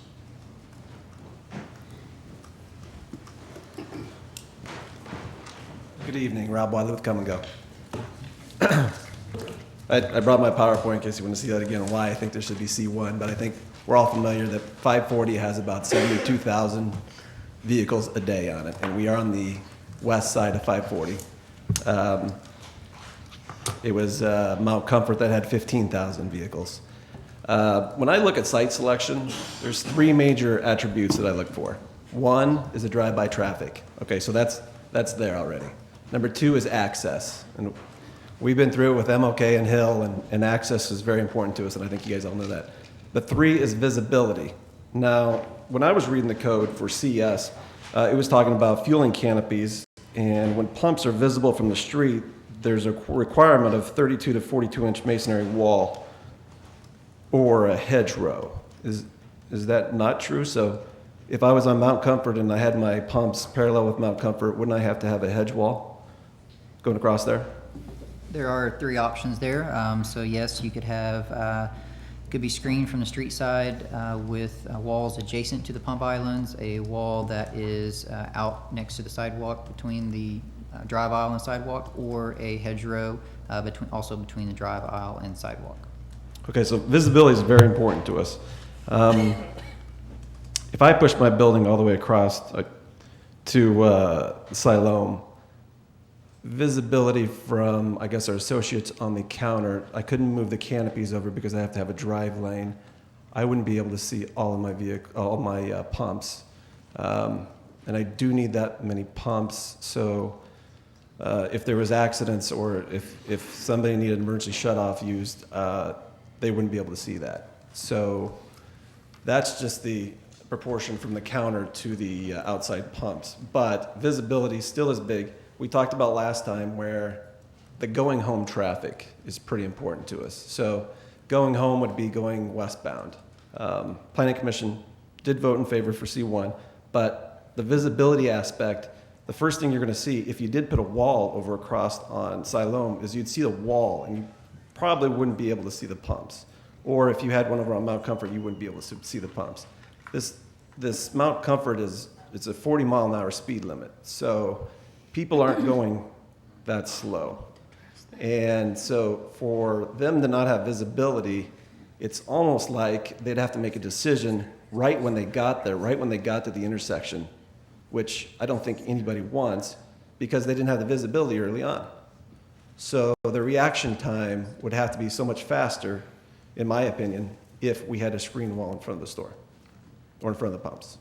And that's why I can't support CS. Okay, any questions? Yes. Question. Jeremy, can you confirm again the height of that screen wall? It is 32 to 42 inches in height. So when we measured that, it's roughly the height of the walls out along the square. Seat walls that are there, 32, some 42 is probably the maximum we could utilize there. And how tall is the fueling canopy? The actual canopy or the dispensers? The canopy. The canopy, I think it's, the bottom of the deck is, I believe, 15 feet. So right on you're 15 feet. concerned that the 32-inch wall will prevent visibility of the canopy? The pumps. So I used the, I guess, the McDonald's analogy last time where I don't stop at McDonald's if I see there's 15 cars in the drive-thru. So same thing with the pumps. A lot of people won't stop if the pumps are full, and people want to know if the pumps are full. And if they don't stop, where is the nearest gas station? It is over a mile away in Weddington. Okay, thank you. Okay. Any other questions? All right. Thank you. Thank you. Thank you. Any questions, I'll be in the back. Who else?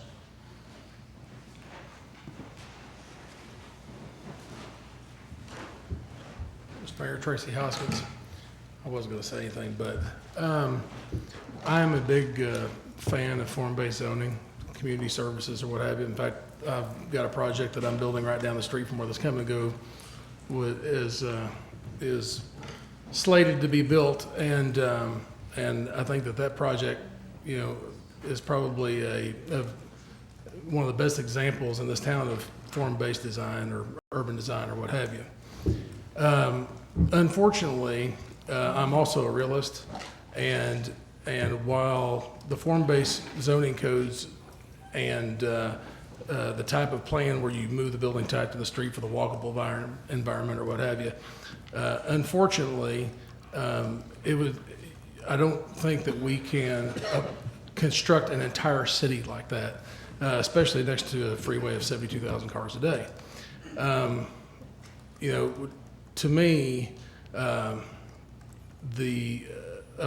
course, the northwest part of town, as we all know, is probably one of the most underserved parts of town there is. And this property is so close to the freeway, next to a very, very well-lit car dealership, across from industrial park zoning or what have you. I just don't see as this being a walkable area. And the bike trail, the new trail that's been installed, is installed on the opposite side of the road is where the come and go is going to be built. And so anyhow, this project makes sense for this corner. And, you know, it's kind of, I've been asked about this from, I don't know how many people, talked to I don't know how many people about this. And, you know, I've basically said the same thing every time. You know, if a typical convenience store or gas station is not appropriate for that corner, then show me a corner that it is appropriate for. It just, to me, this is one of those things that's just, it's just kind of a no-brainer. Thank you. Okay. Anybody else?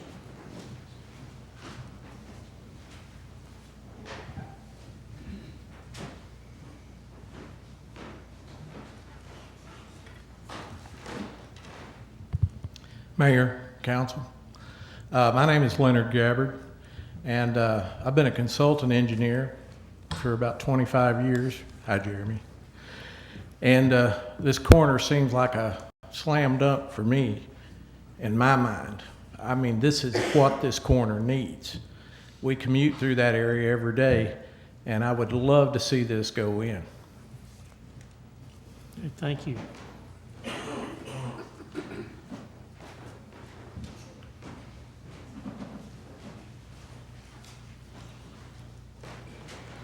Mayor, Council. My name is Mike Emery. I live within walking distance of this proposed site. And as I mentioned before, this whole area is underserved like this. As far as walking distance to like Weddington or as far up as Sam's or even over to Garland for the nearest gas station, it's just not reasonable. I've been in touch with a great many number of the neighbors in my neighborhood and around that site itself. And I have found very few people who are opposed to this going in there. So I would urge that we do vote for this to come in because it is really needed in the area. Thank you. Anybody else?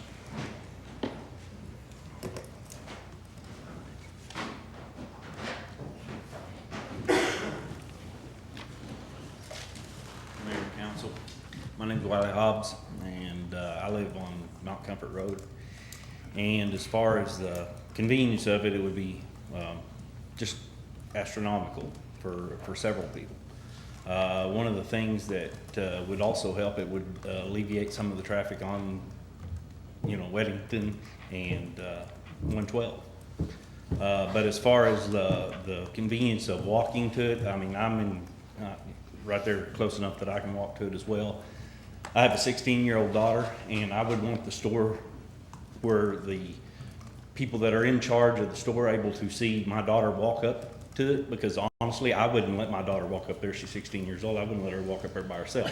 But the point is if there's stuff blocking the view of, the cashiers or the attendants being able to see my daughter walking up there with a chance of, getting injured by somebody, or, somebody come up, let's just admit it, there's always somebody trying to do something at a convenience store. That's just part of it. But, I think as long as it's visible to where, the attendants can actually see all the streets, both sides, then I think you could be able to, appreciate. Obviously, most of it's going to be coming from Mount Comfort Road, I think, as opposed to Shiloh Road. So I appreciate it. Thank you. Who else?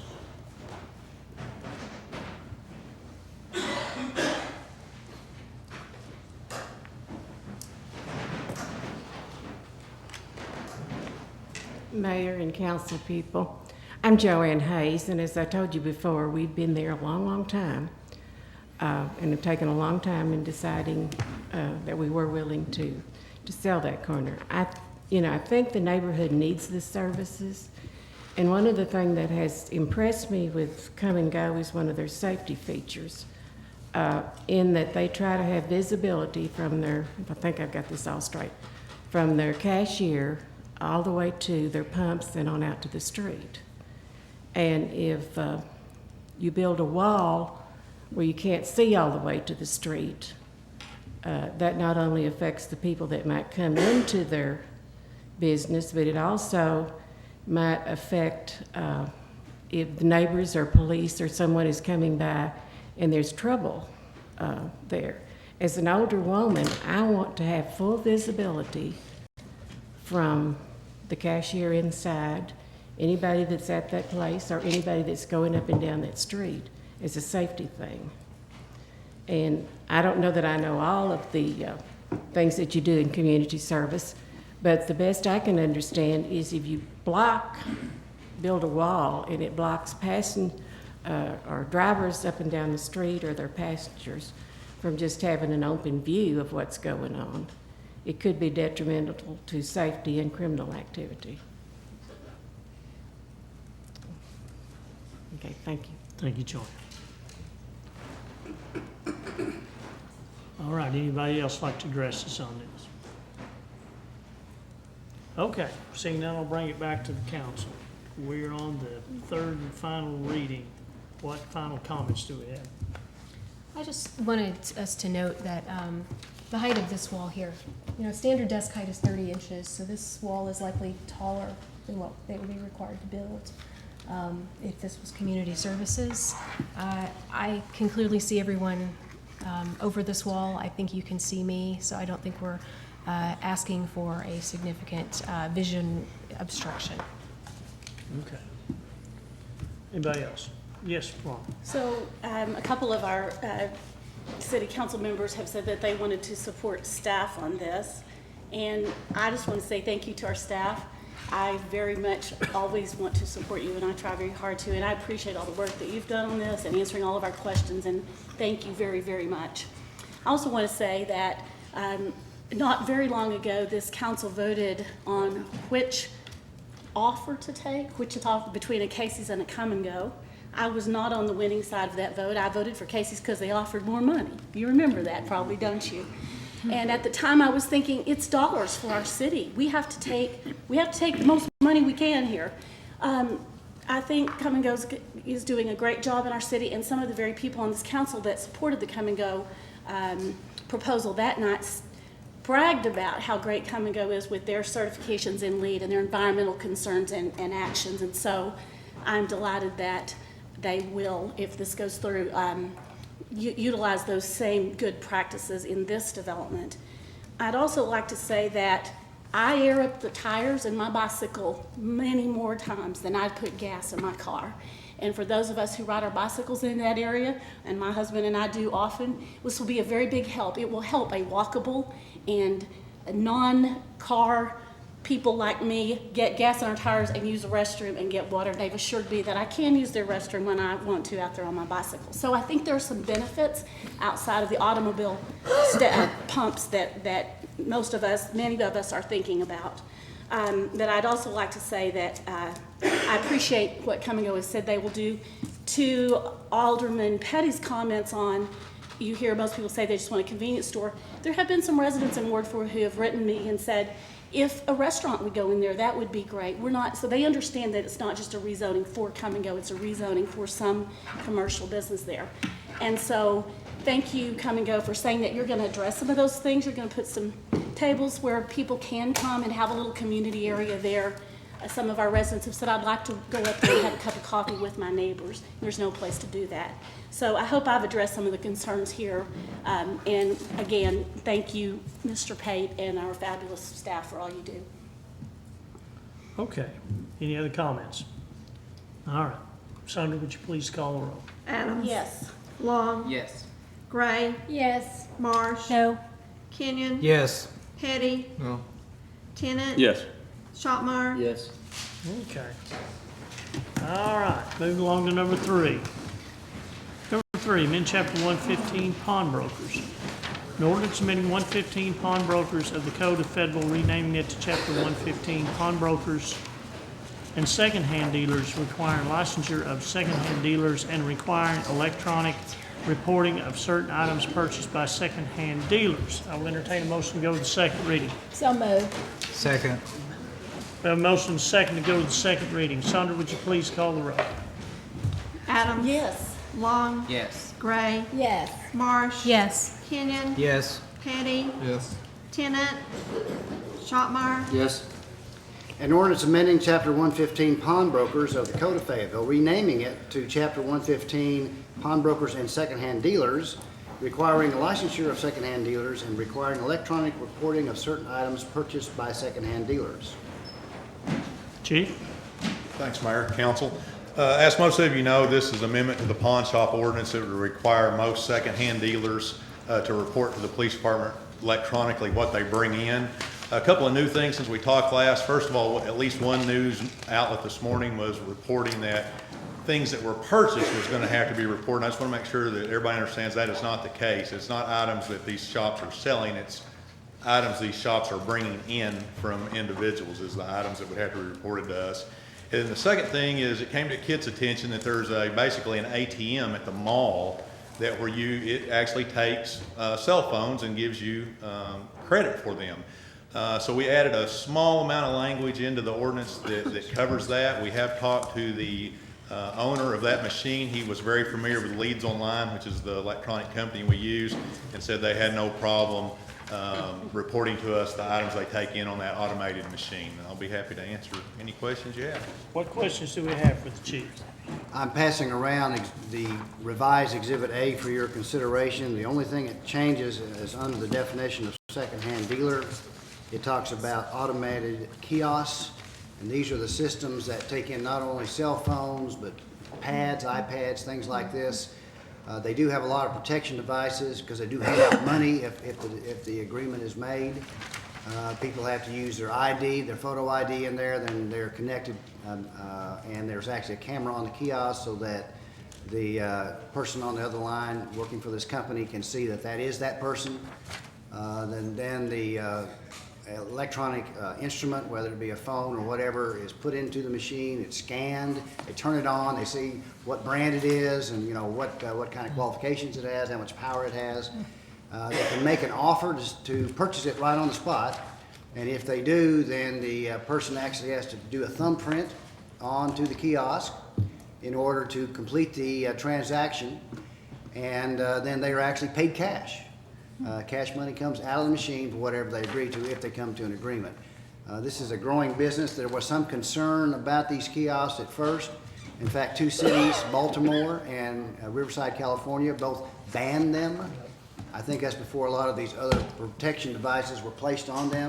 The thumbprint and the photo ID and stuff like that. For a while, it was thought that they were aiding thefts of phones, but I think with the kind of protections they have now and their agreement to work with our police department, I think that we don't need to look toward banning them, but I do want to add them to this so that they will have to report to us. Okay, so we want to amend and add this in, correct? Yeah, amend Exhibit A to the one handed out tonight if that's what you'd like. So moved. Second. We have a motion and a second to add A into what we already have as far as an amendment, correct? Yeah, Exhibit A, just changing Exhibit Exhibit A by just adding the kiosks. Okey-doke. All right, Mr. Mayor. any discussion on, yes?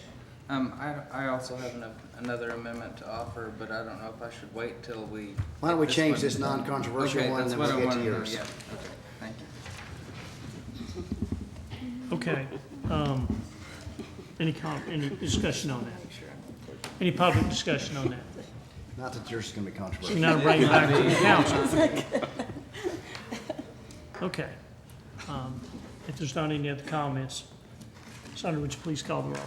Adams. Yes. Long. Yes. Gray. Yes. Marsh. Yes. Kenyon. Yes. Patty. Yes. Tennant. Yes. Shopmire. Okay, now we have the ordinance as a whole. Alan, you wanted to add in? Yes, we talked about it at the last city council meeting, and the item we were not able to come to consensus on at ordinance review was, costume jewelry. And I still feel like it's overregulation. I think that something that's that little of an expense shouldn't be something that a business has to pay people to account for. Harriet is here from Cheap Thrills, and I'd like to ask her to come up and talk for just a second about her experience dealing with costume jewelry, if I can, because I think that it's not the same process as what we're thinking. So Harriet, if you wouldn't mind, I would really appreciate you telling us how you deal with costume jewelry and how it works for you and how it could impact your business. Okay, I've been in business for 21 years and I buy clothes, costumes, vintage clothes, and in the process I buy costume jewelry. And that includes anything from, I've got bowls of vintage earrings that are 50 cents a pair up to maybe a $30 or $40 necklace. And then this includes jewelry from Claire's at the mall to Chico's or JCPenney's. And for me to have to list every piece of that jewelry that I buy, I'd have to hire an employee to do it. So if this went through where I would have to do that, I would have to just stop buying costume jewelry from the public, which would basically just hurt my customers, it would hurt my income, and the taxes that I pay to the city and the state would just be less. Because I can go online on eBay and buy lots of jewelry like that, but I would rather spend my money locally. Okay. And Jess, do you want to say something? She owns another local jewelry store that sells. Good evening, thanks for hearing my comments. My name is Jessica Graham and I own Maze Emporium. I'm probably the only store in Fayetteville, actually I know I am, that sells exclusively vintage costume jewelry. It would be prohibitive for me by the sheer volume alone of the pieces that are directly proportional to their value, to the amount of time it would take to list those things. I don't think it would behoove anyone. Frankly, if anyone does thieve costume, they usually pitch it when they figure it's not worth anything. They take it somewhere, they're looking for a stamp, it doesn't have one. So, I had a thought actually. A stronger percentage than not of all genres of vintage costume jewelry that are made from fine metal do not have a stamp or a serial number or any discerning characteristic for which you would list them to let them know that you were searching for it. You would put in, I don't know, effectively rhinestone brooch. How would you know? I mean, I would like to think that I know my dealers that are selling to me, but, you know, I don't think that there's a way to monitor that kind of intake. And really, for people that are selling those, it would drive the sale just down the road to Springdale. They would sell it to an antique store there. They would sell it in Springdale, and then that revenue is gone. And I like being in Fayetteville myself. So thank you for hearing my comments. You're very welcome. Thank you. Yes. If I could, so with those comments, I'd ask Harriet to come up and clear the misconception that was in the Northwest Arkansas Times up, because it was a misquote that they had. And so with that, I'd like to make the motion to define jewelry further in this ordinance as precious metals, gemstones, with the expressed exclusion of costume jewelry. I'll second that. Okay. All right, define jewelry. So at the very end of number 1, you say with the express exception of costume jewelry, is that what you're adding? That would be Yes. number 1.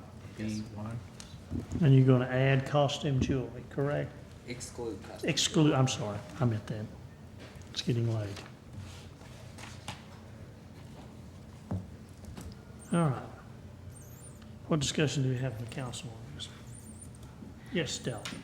Mayor, I have real concerns with that because I don't know how anyone's gonna know whether it's fine.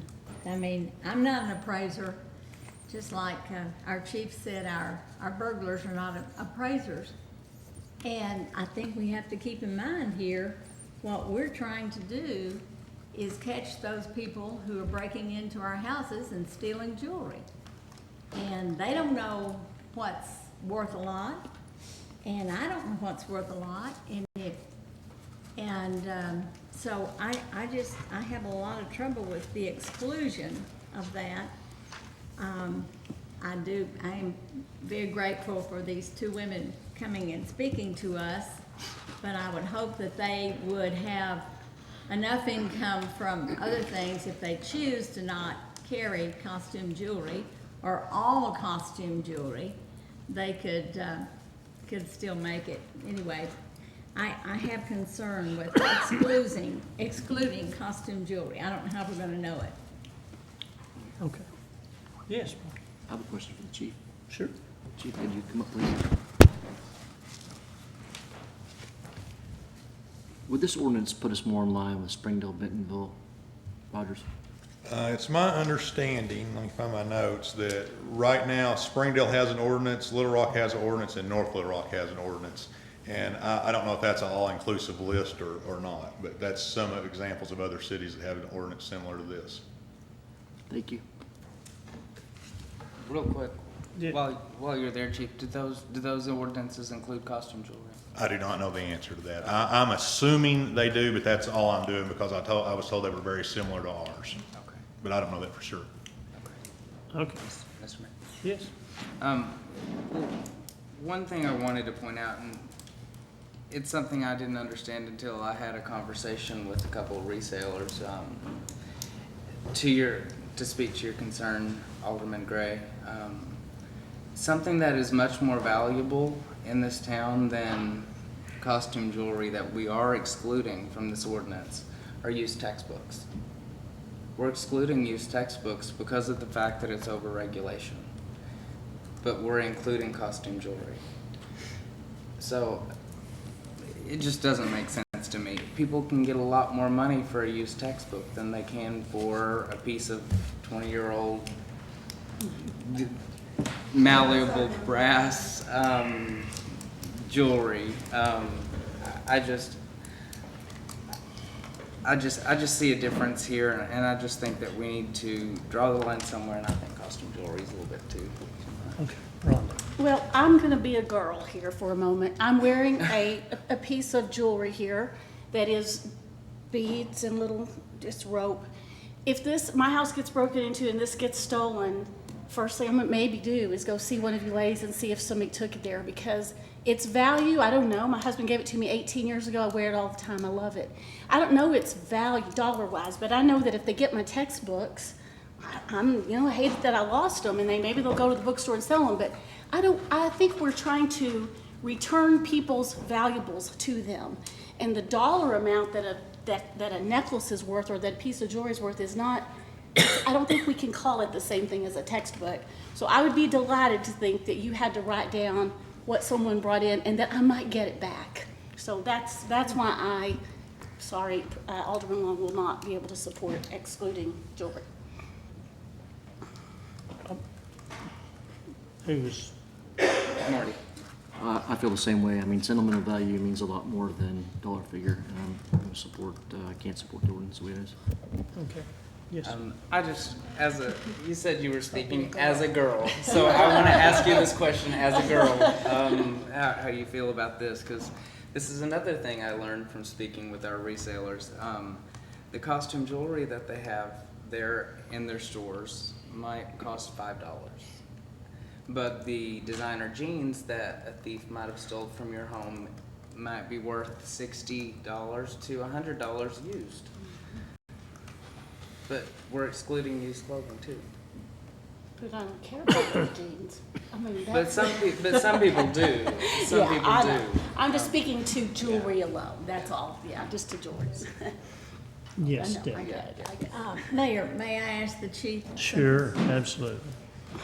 Chief, last time, I think when we brought this up, when we talked about the textbooks, it wasn't overregulation. What was it, the reason you said? Well, I kind of hate to say what the answer is because I think it's going to go against what I'm arguing here. The reason we decided not to do textbooks is because your chemistry textbook and my chemistry textbook look the same. There's no specific identifying numbers or anything. Now, is it possible that you could say, well, I had page 43 in my textbook highlighted, so I know this one's mine? Is that possible? Yes, it is. But that was the reason we elected not to use textbooks. Now, does that also hold true with some costume jewelry? I think it does. If you take Alderman Adams' example of her necklace she's wearing, I don't think it's going to have a serial number, any identifying numbers on it, but I'm pretty sure if she come into a shop and saw it, she would be able to identify that as hers. Thank you. Okay. Anybody else? Yes. Harriet from Cheap Thrills raised her hand, and I'd like to call her back up to the podium because she may have something else to add.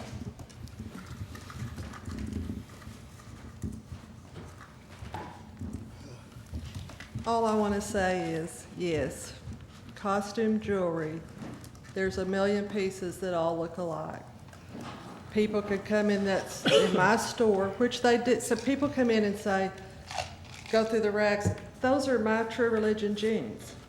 And I'm like, how do I know that? Your name's not embroidered in them, there's no identifying marks. And if they can say that about textbooks, that has to go with costume jewelry because there are no identifying marks. There's a million pieces that all look the same. And believe me when I tell you, I have tried, and the police department knows this, I have cooperated with them about stolen clothes. I have gone over and above to always make sure I let them know if somebody is selling stolen merchandise.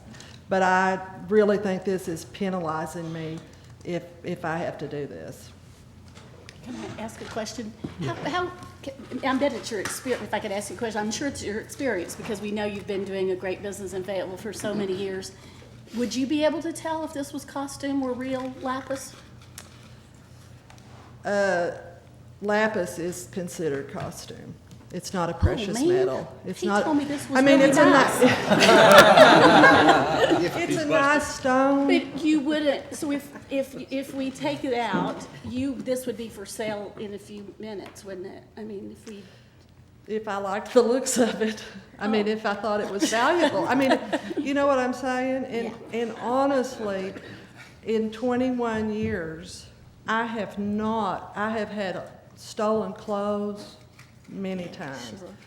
Jewelry, no. And I don't buy gold and I don't buy silver. I send people with precious metals to the gold places because I can't compete with those prices, and I don't want to deal in that type of thing because it could be stolen. And But that's interesting that lapis is considered costume to you. If anything an that's not a interesting- precious metal is costume jewelry. If it's not a precious metal, it's costume. And I just think that they could word this to exclude precious metals. Okay, okay, thank you. Okay. Anybody else? Is there any public discussion on this, on the amendment? Okay. Well, let's bring it back to the council. We're voting on the amendment now to exclude costume jewelry. Right? Okay. Any final comments? Sandra, would you please call the roll? Adams, No? Long, Yes. Gray, No. Marsh, Yes. Kenyon, Yes. Petty, Yes. Tennant, No. Shopmire, No. I think it's a tie vote, Mayor, so you get I'm to not decide. gonna vote. Okay, you're not gonna vote, all right. So it fails, that amendment failed. All right. Now we have the, as a whole, the ordinance, correct? That's correct. All right. What public comment do we have on the ordinance as a whole? Okay, bring it back to the council. We are on the second reading right now. I move we go to the third and final reading. Second? We have a motion second to go to the third and final reading. Sandra, would you please call the roll? Adams, Yes. Long, Yes. Gray, Yes. Marsh, Yes. Kenyon, Yes. Petty, Yes. Tennant, Yes. Shopmire. Yes. An ordinance amending Chapter 115 pawnbrokers of the Code of Fayetteville, renaming it Chapter 115 pawnbrokers and secondhand dealers, requiring licensure of secondhand dealers, and requiring electronic reporting of certain items purchased by secondhand dealers. Any final comments from the council? We're gonna wait till Mark gets back before we vote. Excuse me. Okay. All right, any final comments from the council? All right, Sandra, would you please call the roll? Adams, Yes. Long, No. Gray, Yes. Marsh, Yes. Kenyon, Yes. Petty, Yes. Tennant, Yes. Shopmire. Yes. Okay. Moving along to number 4. Boston Mountain Solid Waste District, an ordinance waiving requirements of formal competitive bidding and approving a contract with Boston Mountain Solid Waste District in the amount of $25,000 for an environmental and recycling education program. It's left on the second reading. I'll entertain a motion to go to the third and final. So moved. Second. We have a motion and a second to go to the third and final reading. Sandra, would you please call the roll? Adams, Yes. Long, Yes. Gray, Yes. Marsh, Yes. Kenyon, Yes. Petty, Yes. Tennant, Yes. Shopmire. Yes. An ordinance waiving the requirements of formal competitive bidding and approving a contract with the Boston Mountain Solid Waste District in the amount of $25,000 for an environmental and recycling education program. Okay. Good evening, Mayor, Council. I'm Brian Pugh, Waste Production Coordinator for City. After the last council meeting, there were some questions that staff has attempted to answer, and we submitted some scope of work for your review. And we also took into consideration the annual renewal portion of the contract. And so we feel like that since staff has direct contact with the position, that we would like to keep that annual renewal piece in the contract. This was taken to the Water, Sewer, and Solid Waste Committee, discussed there and approved there. And if it's approved tonight, it will go back to the Boston Mountain Board to be approved at their November 14th meeting. So at this time, I'll entertain any questions. What questions do we have, Brian, on this? Yes, Matthew. I don't have any questions. I just wanted to thank you publicly for your work on meeting some of the requests that I made. You did a very good job, and I think I can support it this time without any reservation whatsoever. Thank you. Okay. Any other questions or comments? All right. Do we have any public comment on this? So now I'll bring it back to the council. We're on the third and final reading. Any final comments from the council? We are on the third and final reading, aren't we? Thank you. Any final comments? Sandra, would you please call the roll? Adams. Yes. Long. Yes. Gray. Yes. Marsh. Yes. Kenyon. Yes. Petty. Yes. Tennant. Yes. Shopmire. Yes. Okay. Now, we're going into the public hearing. Do you all want a break before we, or you want to keep going? Going. All right. All right. We're going to open up a public hearing now, and it's on Destiny Limousines LLC DBA Transportation Services Resolution granting the certificate of public convenience necessities. Destiny Limousines LLC DBA Ambassador Transportation Services of the operation of 2 to 6 taxi cabs and 1 to 2 limousines in the city of Fayetteville. What public comment? All right, Chief. We've received an application for certificate from Destiny Limousines doing business as Ambassador Transportation. They've provided us all their appropriate paperwork, or the insurance, financial statement that should be in your packet. Like the mayor said, they're requesting up to 6 taxis and 2 limousines. And there you are. Okay. You have any questions for the chief or anything? Okay, who else would like to address us on this? Yes, please come up and address yourself. Guys, I'm Jason Campbell, down on the taxi. I don't believe I'm disapproving of this. We don't have enough parking in town as it is. I'm a small company, we're trying to grow.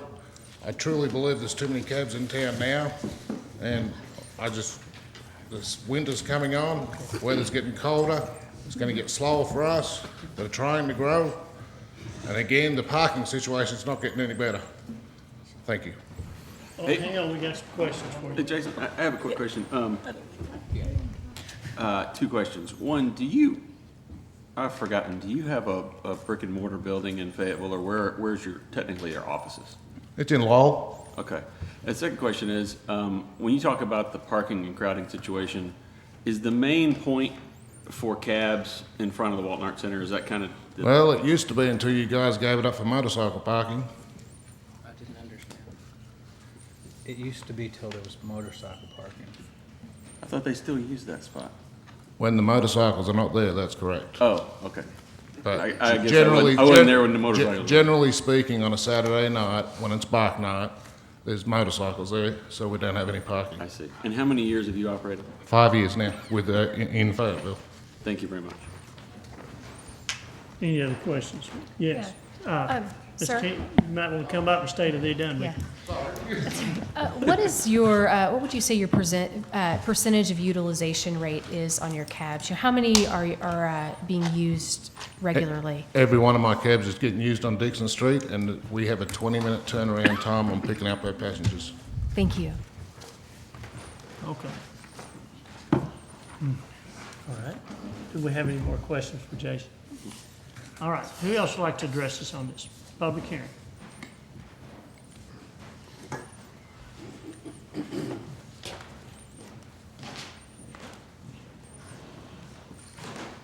Good evening, Mayor and Council. Stu Larrabee, Fayetteville Taxi. I just want to make sure the council is aware and did receive notice that Fayetteville Taxi bought A to Z Taxi. We have put in notice through the city clerk and the city attorney for a hearing in order for the approval and the review that's needed by the council for that.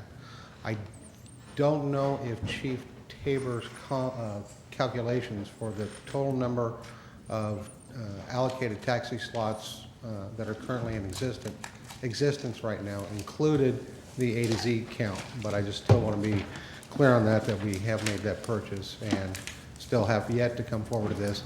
It became pressing now since somebody else is coming forward to add numbers to this. Additionally with this, all taxi companies in the last year, NWA, Down Under, Dynasty, Green Cab, and myself have all expanded more cabs to their fleet. It is starting to get saturated, and the economy is slowing a bit. And anyone that's out there that's done this can tell you that the numbers are starting to fall off.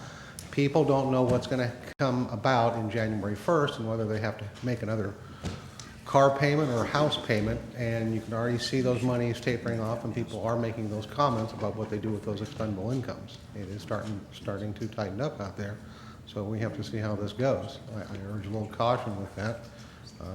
As far as expanding this any further, if all the companies, again, add as many cabs to their fleets next year as they did this year, there's, at that point, there'll be no room for additional cabs anywhere on the street. It'll just be all cabs on Dixon Street. The motorcycle parking does create some issues.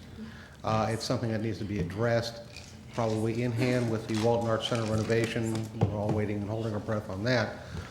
There needs to be some more designated taxi points and parking spots essentially given up for that, or some other creative uses where we can have taxi wait stands.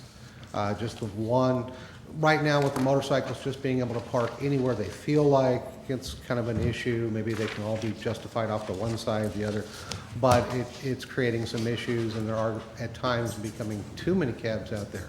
It's one of the reasons I went ahead with the purchase of this, was to secure the ones that the council has already voted on. It doesn't have to be readdressed. Thank you for your time. Thank you. Anyone else? I wanted to ask him. Sir, sure. Sir, Would you come back up? I was wondering if you could tell us your cab's utilization rate.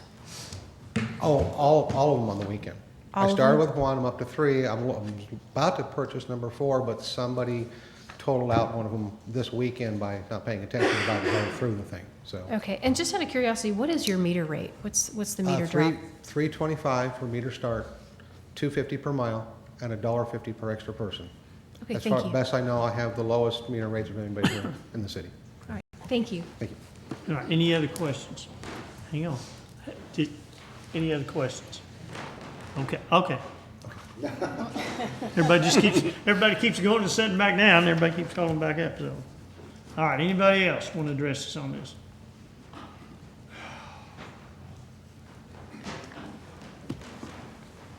Mr. Mayor, council members, Ms. Williams, Kit, they don't get to talk to you very much, do they?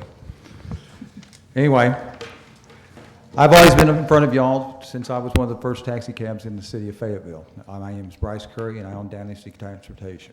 I not only own a cab company, I own a complete transportation company. It's all the way from buses to limousines to SUVs to sedans. I have to admire Mr. Zimmerman right now for coming up in front of y'all to get this license.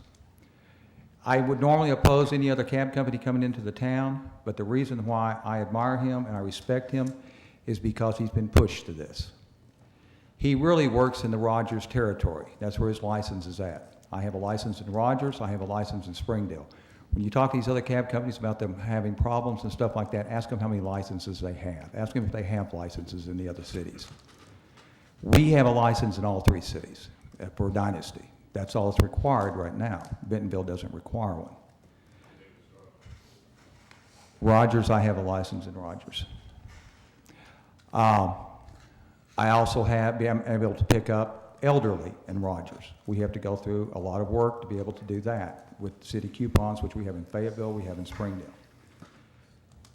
The thing why I admire Mr. Zimmerman for coming up in front of this council and asking for this permit is for one reason, is because the cab companies that are in Rogers basically classify themselves as taxis.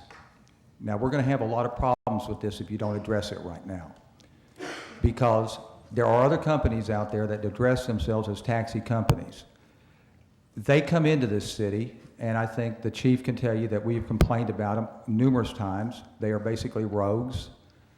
These companies come in, and they come in on the weekends, and that's the only time they come in. They basically pick up customers because they know that they can do that on Dixon Street. You can't do that in Springdale because you don't have a Dixon Street. You can't do that in Rogers because there isn't a place in Rogers where you can go and pick up customers just standing around trying to get a ride.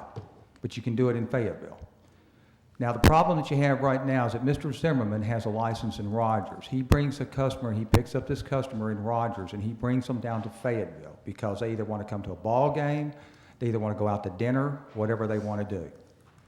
Now, at this point, our ordinance says that he cannot pick his customer back up and take them back to their town. And I think that does not make sense. I have customers from the Veterans Administration that I have to pick up at the Veterans Administration. I have to take them to Fort Smith. I have to take them into Little Rock. I have to take them out of state. There is not one town that I go into. I do not go into Fort Smith, and I have somebody that goes and gripes that I'm in Fort Smith, that I brought a customer down there, and that I'm down there, that I bring that customer back. That would be crazy to take that customer to Fort Smith, then I can't bring that customer back out of there, because Fort Smith says, you can't be here unless you have a license.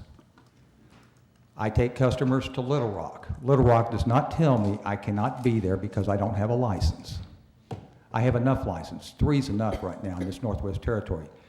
The other cab companies have a choice. They can go and put a license into Springdale. I think right now as it stands, there's only 2 cab companies that have a license in Springdale. Myself and NWA. But yet look how many cab companies we have in Fayetteville. So this ordinance, like we have talked, we sat here for 2 hours and listened to this first thing that was on the agenda this evening about how things needed to be tweaked, how it needs to be looked at, and this is where we are now. Because if we have Pinnacle, if we have Jim's Express, if we have Abundant, all of these companies that start bringing people in here, which they do all the time, every weekend, and that we start doing the same thing that we're doing to Mr. Zimmerman right now, then all of these other companies are going to have to start getting licensed. Now, they're going to tell you they're not a taxi cab company. We're a sedan company. We're not a taxi cab company. But go out to the airport and tell me if you don't see a sign that sits on their desk that says taxi, because they have realized that the taxis have gotten more service than their sedans have. So they put up big signs all over. We're a taxi company. They're not a taxi company. They're disguising themselves as a sedan company that takes customers, and they say they're a taxi so that customers don't go out because they think a taxi is cheaper. Most people believe that if you ride in a taxi, that you're going to get a cheaper price than if you ride in some black sedan. So that's why they have these taxi signs all over their stands. Now, Mr. Zimmerman is doing the right thing because of our ordinance. And like I said, I would normally go against another cab company coming in here. But you can't do that right now because the ordinance says, Mr. Zimmerman, if you want to bring a customer into Fayetteville, Arkansas, and you want to be able to pick your customer back up, you need to have a license. To me, he is going to have to go and put meters, pay money to the city, which is expensive, have his cars plated. If you take a look at some of these other companies out there, they don't even have for-hire plates, which it calls for in our ordinance. So the can of worms has been opened now. Now it's up to you all to sit down and start looking at this and say, hey, maybe we really need to look at this ordinance that's 9 years old, that we drafted 9 years ago when I first came into this business, and start taking a look at this and seeing what we need to do to kind of tweak it a little bit so we don't have the problem that we do right now for a company that comes into this town with a customer and can't take the customer back out of town. Thank you all. Thank you. All right, any questions for Bryce? All right, thank you. Thank you. Anybody else want to address us?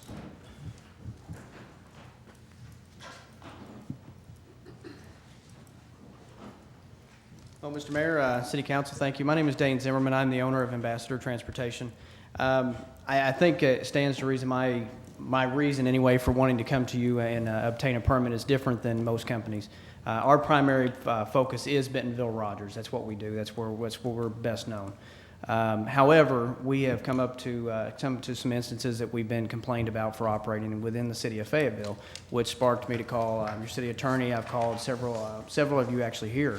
And as well the police department. And it's come to my conclusion that in order for me to actually drop people off in Fayetteville, to physically drive my cabs into the city of Fayetteville, I have to have a permit. That's how your city ordinance is written. So I just want to serve my customers. I want to be able to drop those customers off, and I want to be able to pick those customers back up. I don't know if you know or not, but Bentonville to Fayetteville is about a $70 fare. So that's a lot of money on my company to lose that I can't pick those customers back up. And so honestly, that's the reason that I'm requesting the permit. We've requested 2 to 6 permits only because currently we operate 4 taxis, and I would like to be able to have the ability to license those other taxis because you really never know. If somebody comes into the airport and walks out and gets in a taxi and wants to go to Fayetteville, I have no clue what car they're going to get in. So I need my car's license to be able to do that. So. Any questions? Thank you. Anybody else? Okay, I'm gonna bring it back to the council and close this meeting, or close this hearing.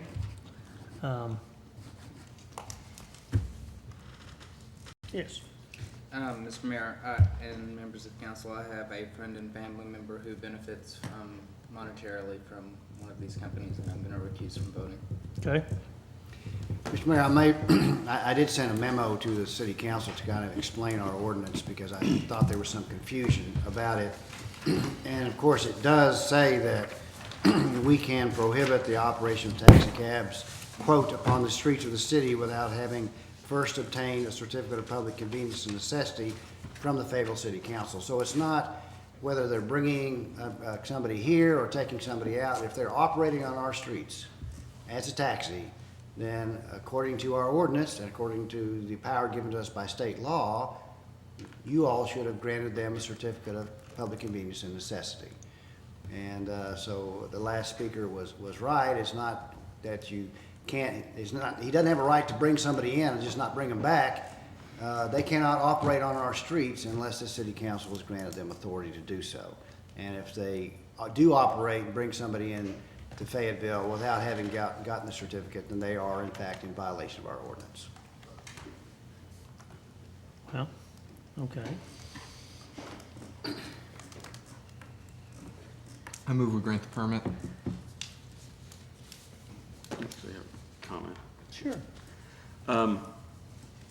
I normally am a person that says let the market decide for allowing things to happen, and I usually, well, that's what I've pretty much always said. In this particular case, though, I'm a little worried about granting more of them for a couple of reasons. One, and I realize after I say this sentence, let me say my second one. The first one is this company doesn't operate in Fayetteville, doesn't have brick and mortar in Fayetteville. The second sentence was you heard me ask Down Under Taxi if they had brick and mortar in Fayetteville, and they said no. But that doesn't necessarily mean that we should allow more that are not Fayetteville-based businesses to come in. I'm a little bit worried about the environment that we have with the taxi cab companies right now, and I'm worried that if we open this door, then what's to stop more people from other areas coming in and saying, well, let us put 4 here on the weekends, let us put 4 more here on Fridays and Saturdays, let us do 2 here, 2 here. At some point, I think we owe a little bit to the citizens, since this is partly our responsibility, to define necessity. And that's really where I was on this thing, is that let's define the necessity. And right now, I don't really see it, especially when we'll have an out-of-town business come in, come out, and essentially, I think, just overpopulate the services that we have already with these customers that have been here several years. So I respect the company for what they're trying to do here, but when I read this, the word necessity comes out. And so I weighed that against the market deciding who is successful and who's not. But when it comes to taxi cabs, I think at some point we have to say, you know, we've got Fayetteville Cab, we've got Green Cab, we've got some Fayetteville-based businesses here. We've got Down Under who's been here several years. We've got Dynasty who's been here forever. And at some point, I think we say, we're doing the citizens an adequate job, certainly more better than, my goodness, when I went to high school and college, there were no taxis. I wish there was. It would have prevented a lot of people driving when they shouldn't have. I promise you. And I think they do a good job at that. So I would rather not do this because I don't necessarily see the necessity, and I think that's what I have to think about here. Okay. Now, Matthew, you made a motion to grant the permit, correct? I did. Is there a second? I'll second that. Okay. Just want to be sure we got that all clear. And this is to pass that resolution that was Yes. Yeah. Yes. in the agenda. And I think it's, you know, we're seeing a high utilization rate of the existing cabs. I do agree that we have some things to address. You know, if we have a shortage of taxi stand space, I think we need to look at that and expand that. And, you know, I think that if there's any chance of somebody choosing a cab instead of driving drunk, you know, I would rather them choose the cab. And also, you know, they talked about a 20-minute turnaround time. You know, if my car won't start and I need to get to work, 20 minutes is a long time to wait for a cab to get to work. So I think we could benefit from having more frequent taxi service and hopefully more populated or more availability of the cabs in our downtown area. Okay. Any other comments on it? Just say one other thing. Yeah. Well, my reasoning for seeing a necessity is the same as Alderman Marsh just explained, but, you know, I've said before, and Mr. Curry brought it up again, the ordinance needs an overhaul. And really, in a region that's leaving its teenager years and entering adulthood like Northwest Arkansas is, you need a regional taxi authority, and that's where these decisions should be being made. For all the problems that we've heard tonight. I mean, Bentonville doesn't even have a taxi license, and they're getting probably just as much traffic out of the airport, if not more, than we are. You know, I would probably even be willing, if there's no push for a regional authority, to just accept de facto any other license from the region. Maybe that makes me more liberal than most on this. But in any case, I think whenever you have every company using all their vehicles and you still have 20-minute headways, it's not too much of a stretch to say the public benefits from a few more cabs. Okay. Yes, Ron. Well, I'd like to say that I appreciate Alderman Tennant's comments, and I agree with him. Having the benefit of a lot of students in town who are of drinking age who use taxis, I've checked with some of them. I know they had an event last week. Our cabs in town took very good care of them. They did not have a 20-minute wait. Call up our local taxis and say, would you please be available at so-and-so street, and there they are, looking forward to having the business. So I do not believe that there is a necessity, and I'd rather us wait and look at the ordinance and consider some things before we give out more permits for more cabs in town. If we think we have a problem, then let's fix it and then look at more cabs. Okay. Any other comments? All right, we have a motion and a second to pass. No, we've closed the public comment unless council member brings you back. Anyone want to hear anything else? Yes, I'd like to hear what he has to say. All right, Yes. You may come up. come on up to the mic. Mr. Mayor, addressing that 20-minute issue, I think 20 minutes is very acceptable for wait time from the time someone makes a phone call to the time they're picked up. I think 20 minutes is acceptable. That's all I got to say on that. Okay. Anyway, all right. Anything? Any other comments? All right, Sandra, would you please call the roll? Adams, No. Long, Recuse. Gray, No. Marsh, Yes. Kenyon, Yes. Petty, Yes. Tennant, No. Shopmire. No. It fails. All right. All right, moving along to new business. Number one, Marathon Equipment Company, an ordinance waiving the requirements of formal competitive bidding and authorizing it should be contract with Marathon Equipment Company. I see, am I reading that wrong? It says A contact. contract, yeah, it should be. Okay. Mine says a contract. It says contact here. Mine says contact. Well, we must have somehow changed that. now. Contact. Authorizing contact. That's not authorized contacts, no. Fire up that engine. All You're right. allowed to pick up the phone. Sorry, all right, let me read that again. An ordinance waiving the requirements of formal competitive bidding and authorizing a contract with Marathon Equipment Company in the amount of $26,996 plus applicable freight and taxes for the purchase of a main body cylinder for the Solid Waste and Recycling Division, and approving a budget adjustment. Yep. Whereas the Solid Waste and Recycling Division operates a recycling program which includes a baler for processing recyclable materials, and whereas an integral part of the baler is the main body cylinder, which compresses recyclable materials for baling and transport. And whereas the main body cylinder on the city's baler is leaking and in need of immediate repair. And whereas according to the baler manufacturer, there are 2 vendors that can provide a new main body cylinder and only one Marathon Equipment Company can provide the part without an 18-week lead time. Now therefore be it ordained by the City Council of the City of Fayetteville, Arkansas, Section 1, that the City Council of the City of Fayetteville, Arkansas hereby determines an exceptional situation exists in which competitive bidding is deemed not feasible or practical, and therefore waives the requirements of formal competitive bidding and authorizes a contract with Marathon Equipment Company in the amount of $26,996 plus applicable freight and taxes for a purchase of a main body cylinder for the Solid Waste and Recycling Division. Section 2, that the City Council of the City of Fayetteville, Arkansas hereby approves a budget adjustment attached as Exhibit A. Okay. Ron? Brian Pugh, Waste Reduction Coordinator. Basically, everything that Kit said was what I was going to say. The other thing I wanted to add is we will be saving this cylinder and repairing it for a spare, so we'll have a backup in case we have issues with the cylinder in the future. Okay. Any questions for Brian on that? All right.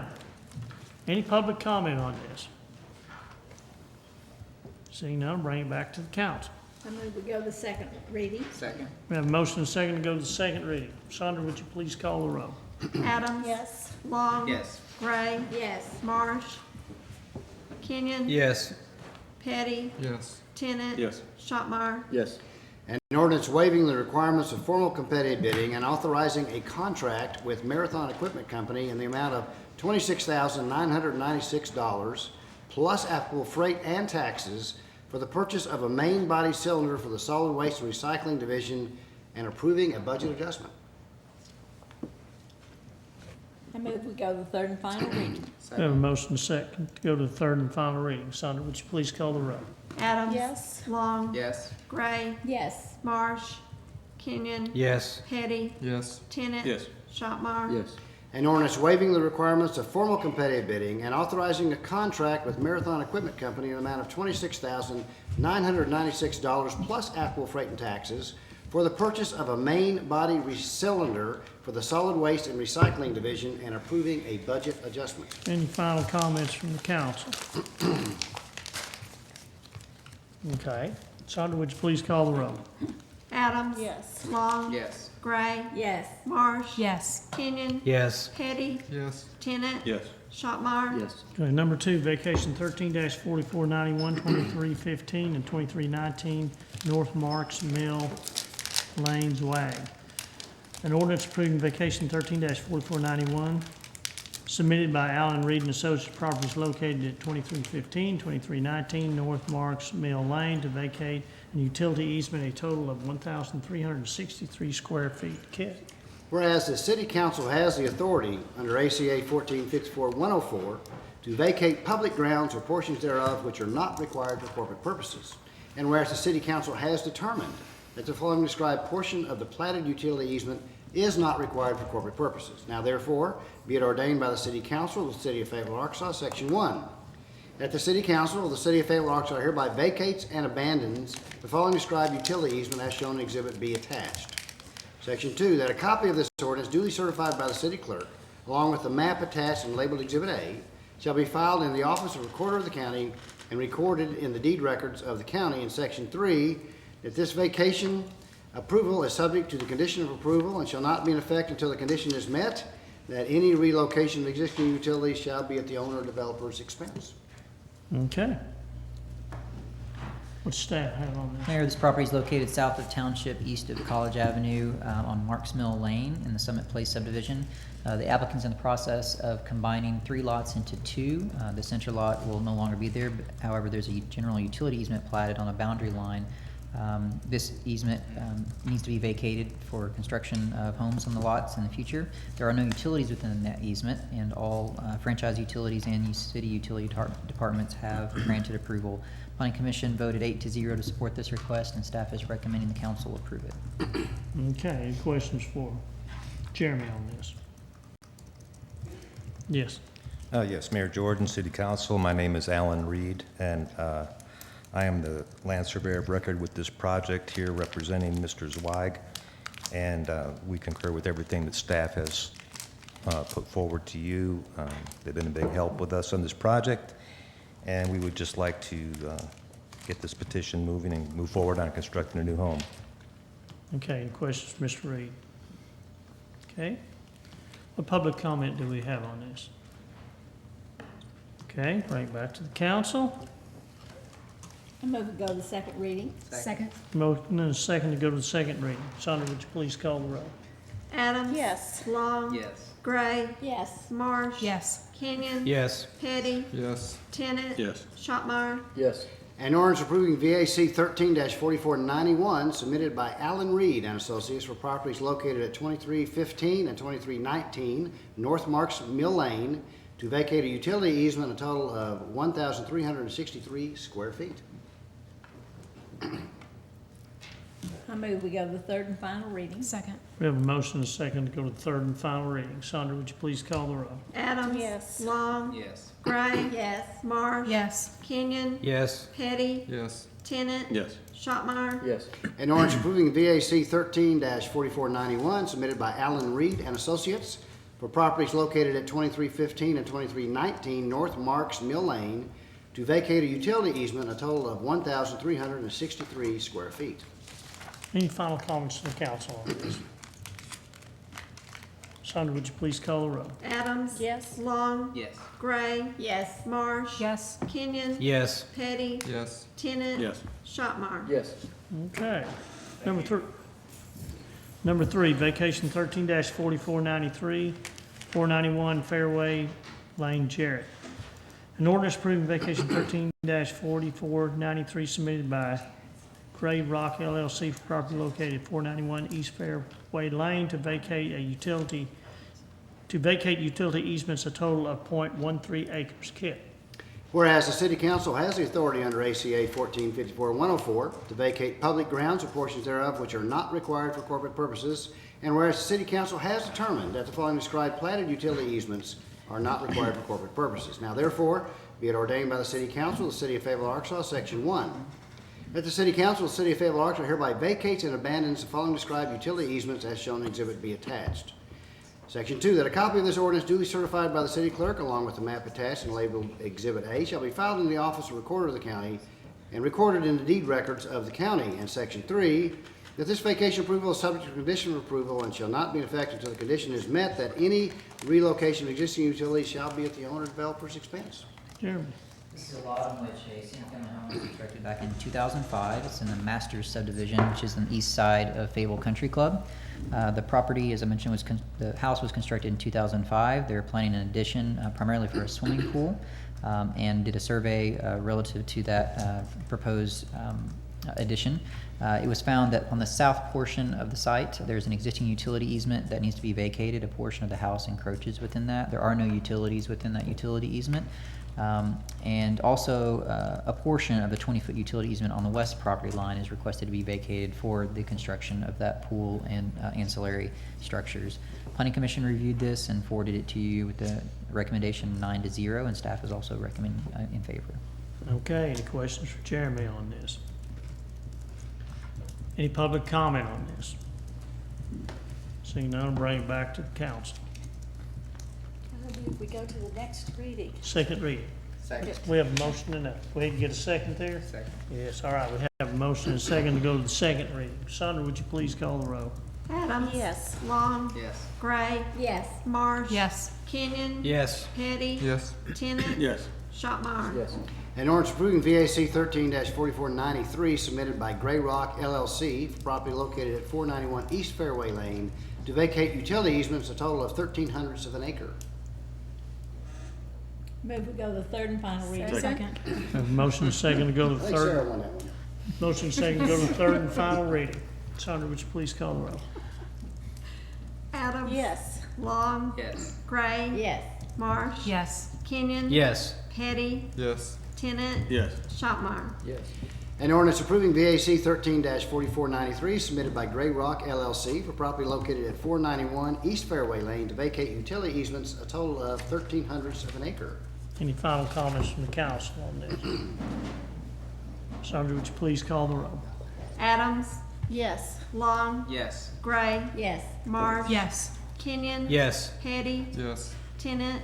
Yes. Shopmire. Yes.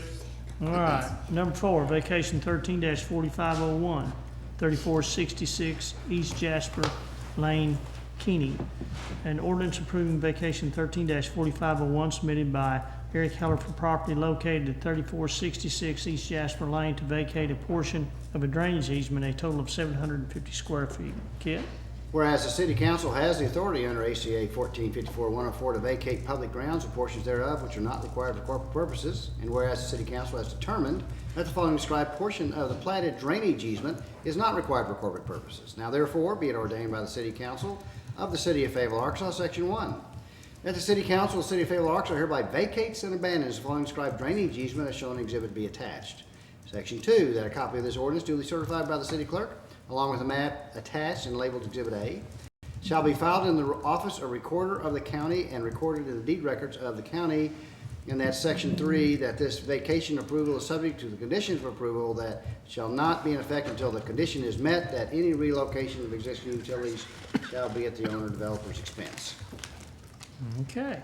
Jeremy? This is a lot on Jasper Lane in the Copper Creek subdivision. Copper Creek is in northeast Fayetteville, east of Crossover Road, generally east of Lake Fayetteville Park.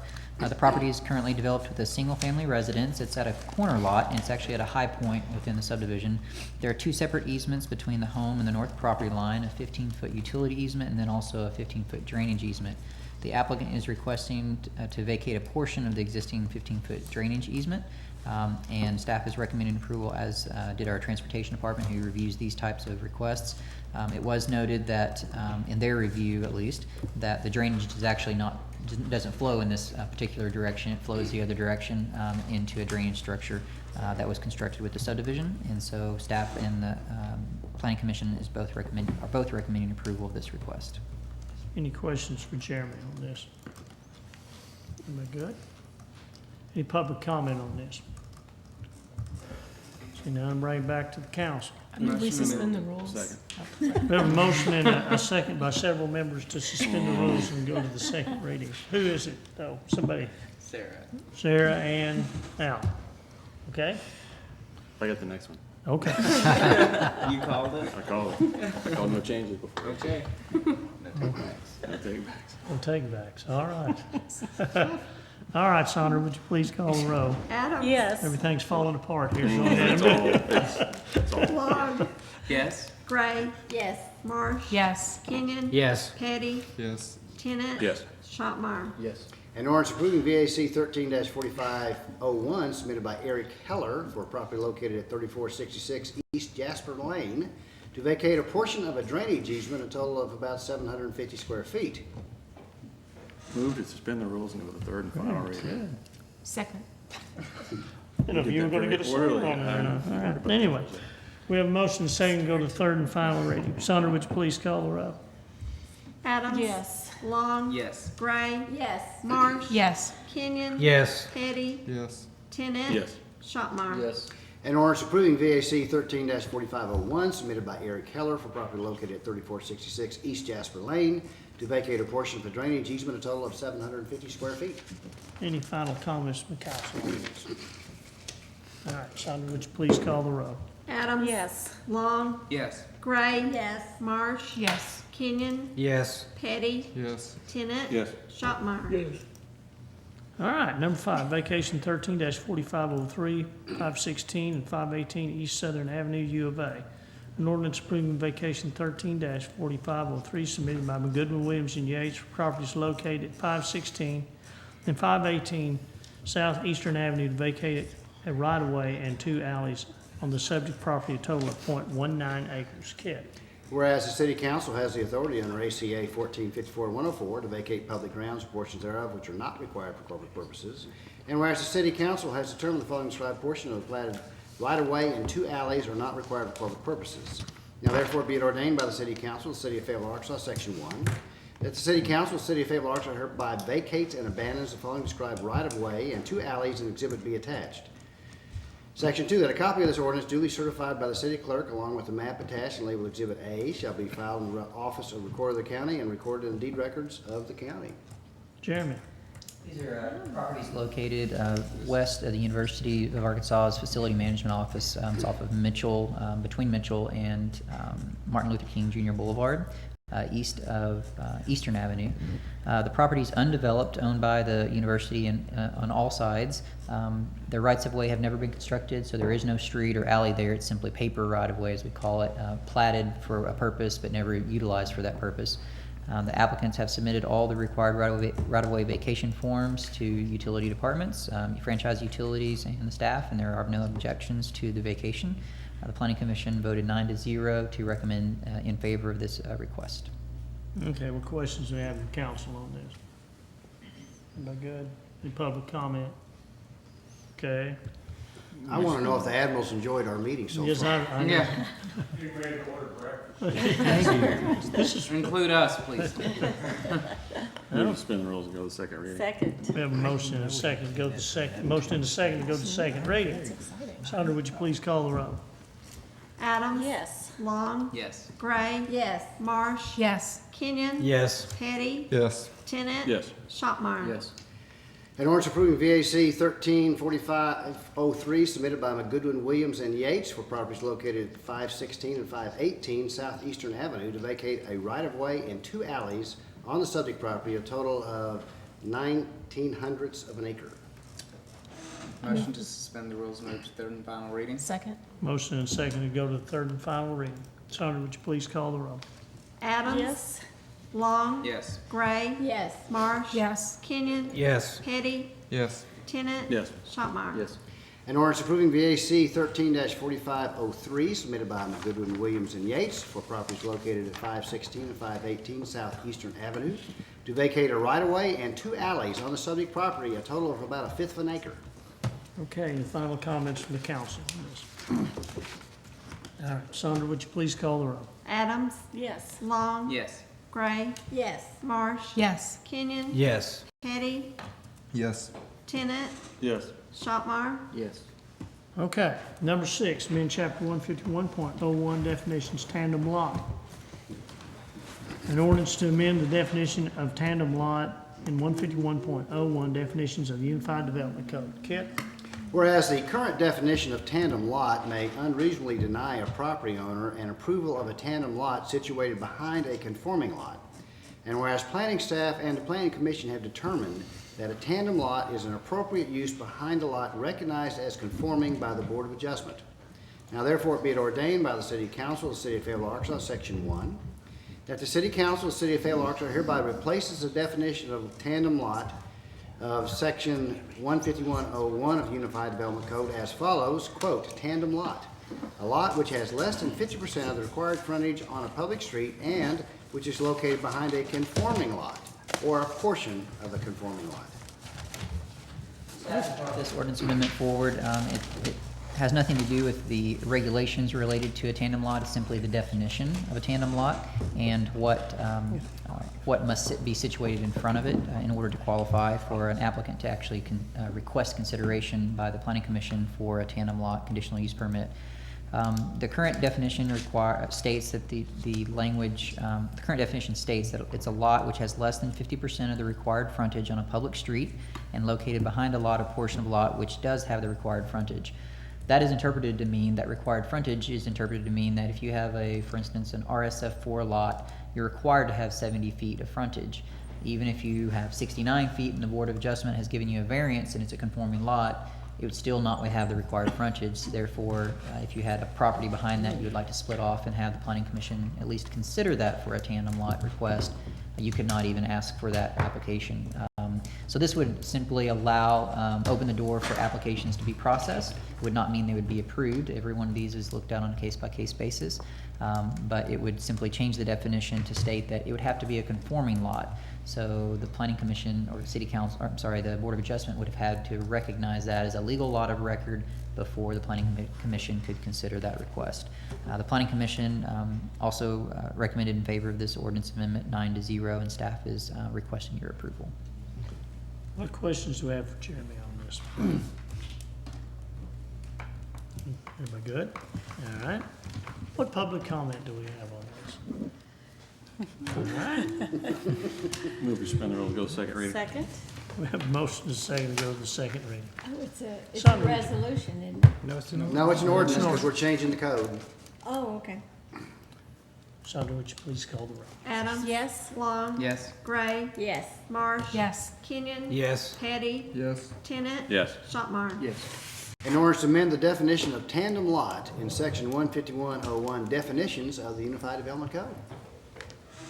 Move to go to the third and final reading. Second. We have a motion and a second to go to third and final reading. Sandra, would you please call the roll? Adams? Yes. Long? Yes. Gray? Yes. Marsh? Yes. Kenyon? Yes. Petty? Yes.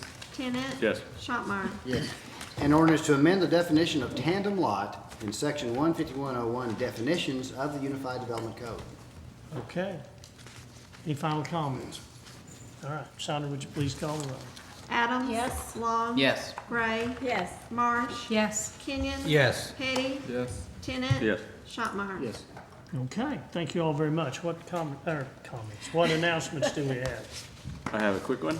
I promise it'll be quick. Okay. We'll have a Ward 3 meeting Monday night, the 11th, at the Botanical Gardens, starting at 5:30. We'll be discussing, among other things, the proposed changes to the development code that will enable greater access to urban agriculture. So anybody is welcome there, not just Ward 3 residents, but anybody and everybody at Botanical Gardens, 5:30 on Monday. Okay. Yes. The Fayetteville Forward Green Economy Group will meet this Thursday at 4 o'clock at the Chamber of Commerce. On their agenda is the recently passed PACE legislation. And then also the Fayetteville Forward Historic and Heritage Resources Group will also meet this Thursday evening at 5 o'clock at the John Porter Produce Building. We'll be touring that building, which is currently used as storage by the Walton Arts Center, and hoping to identify an appropriate reuse.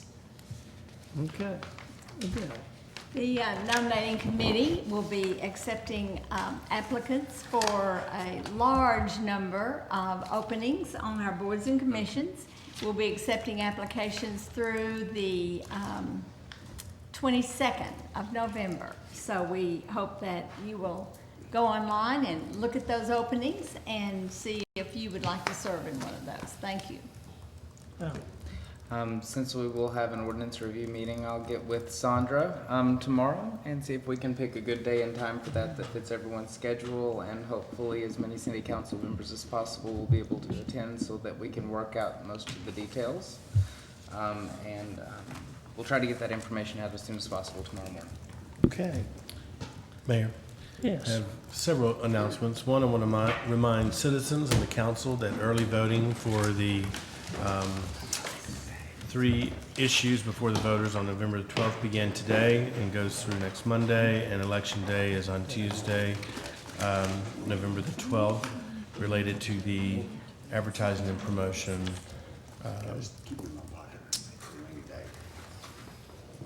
bonds and the use of those proceeds. Secondly, this Saturday, November the 9th, from 7 a.m. to 2 p.m. is our final fall ward cleanup. The 2 locations are in Ward 2 for this particular weekend, though it's not limited to ward participants. It's available to anyone in the city.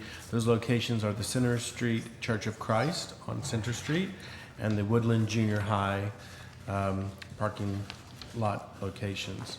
Also want to remind the council that we have your first budget meeting this Saturday at 8 a.m. here at City Hall in room 326.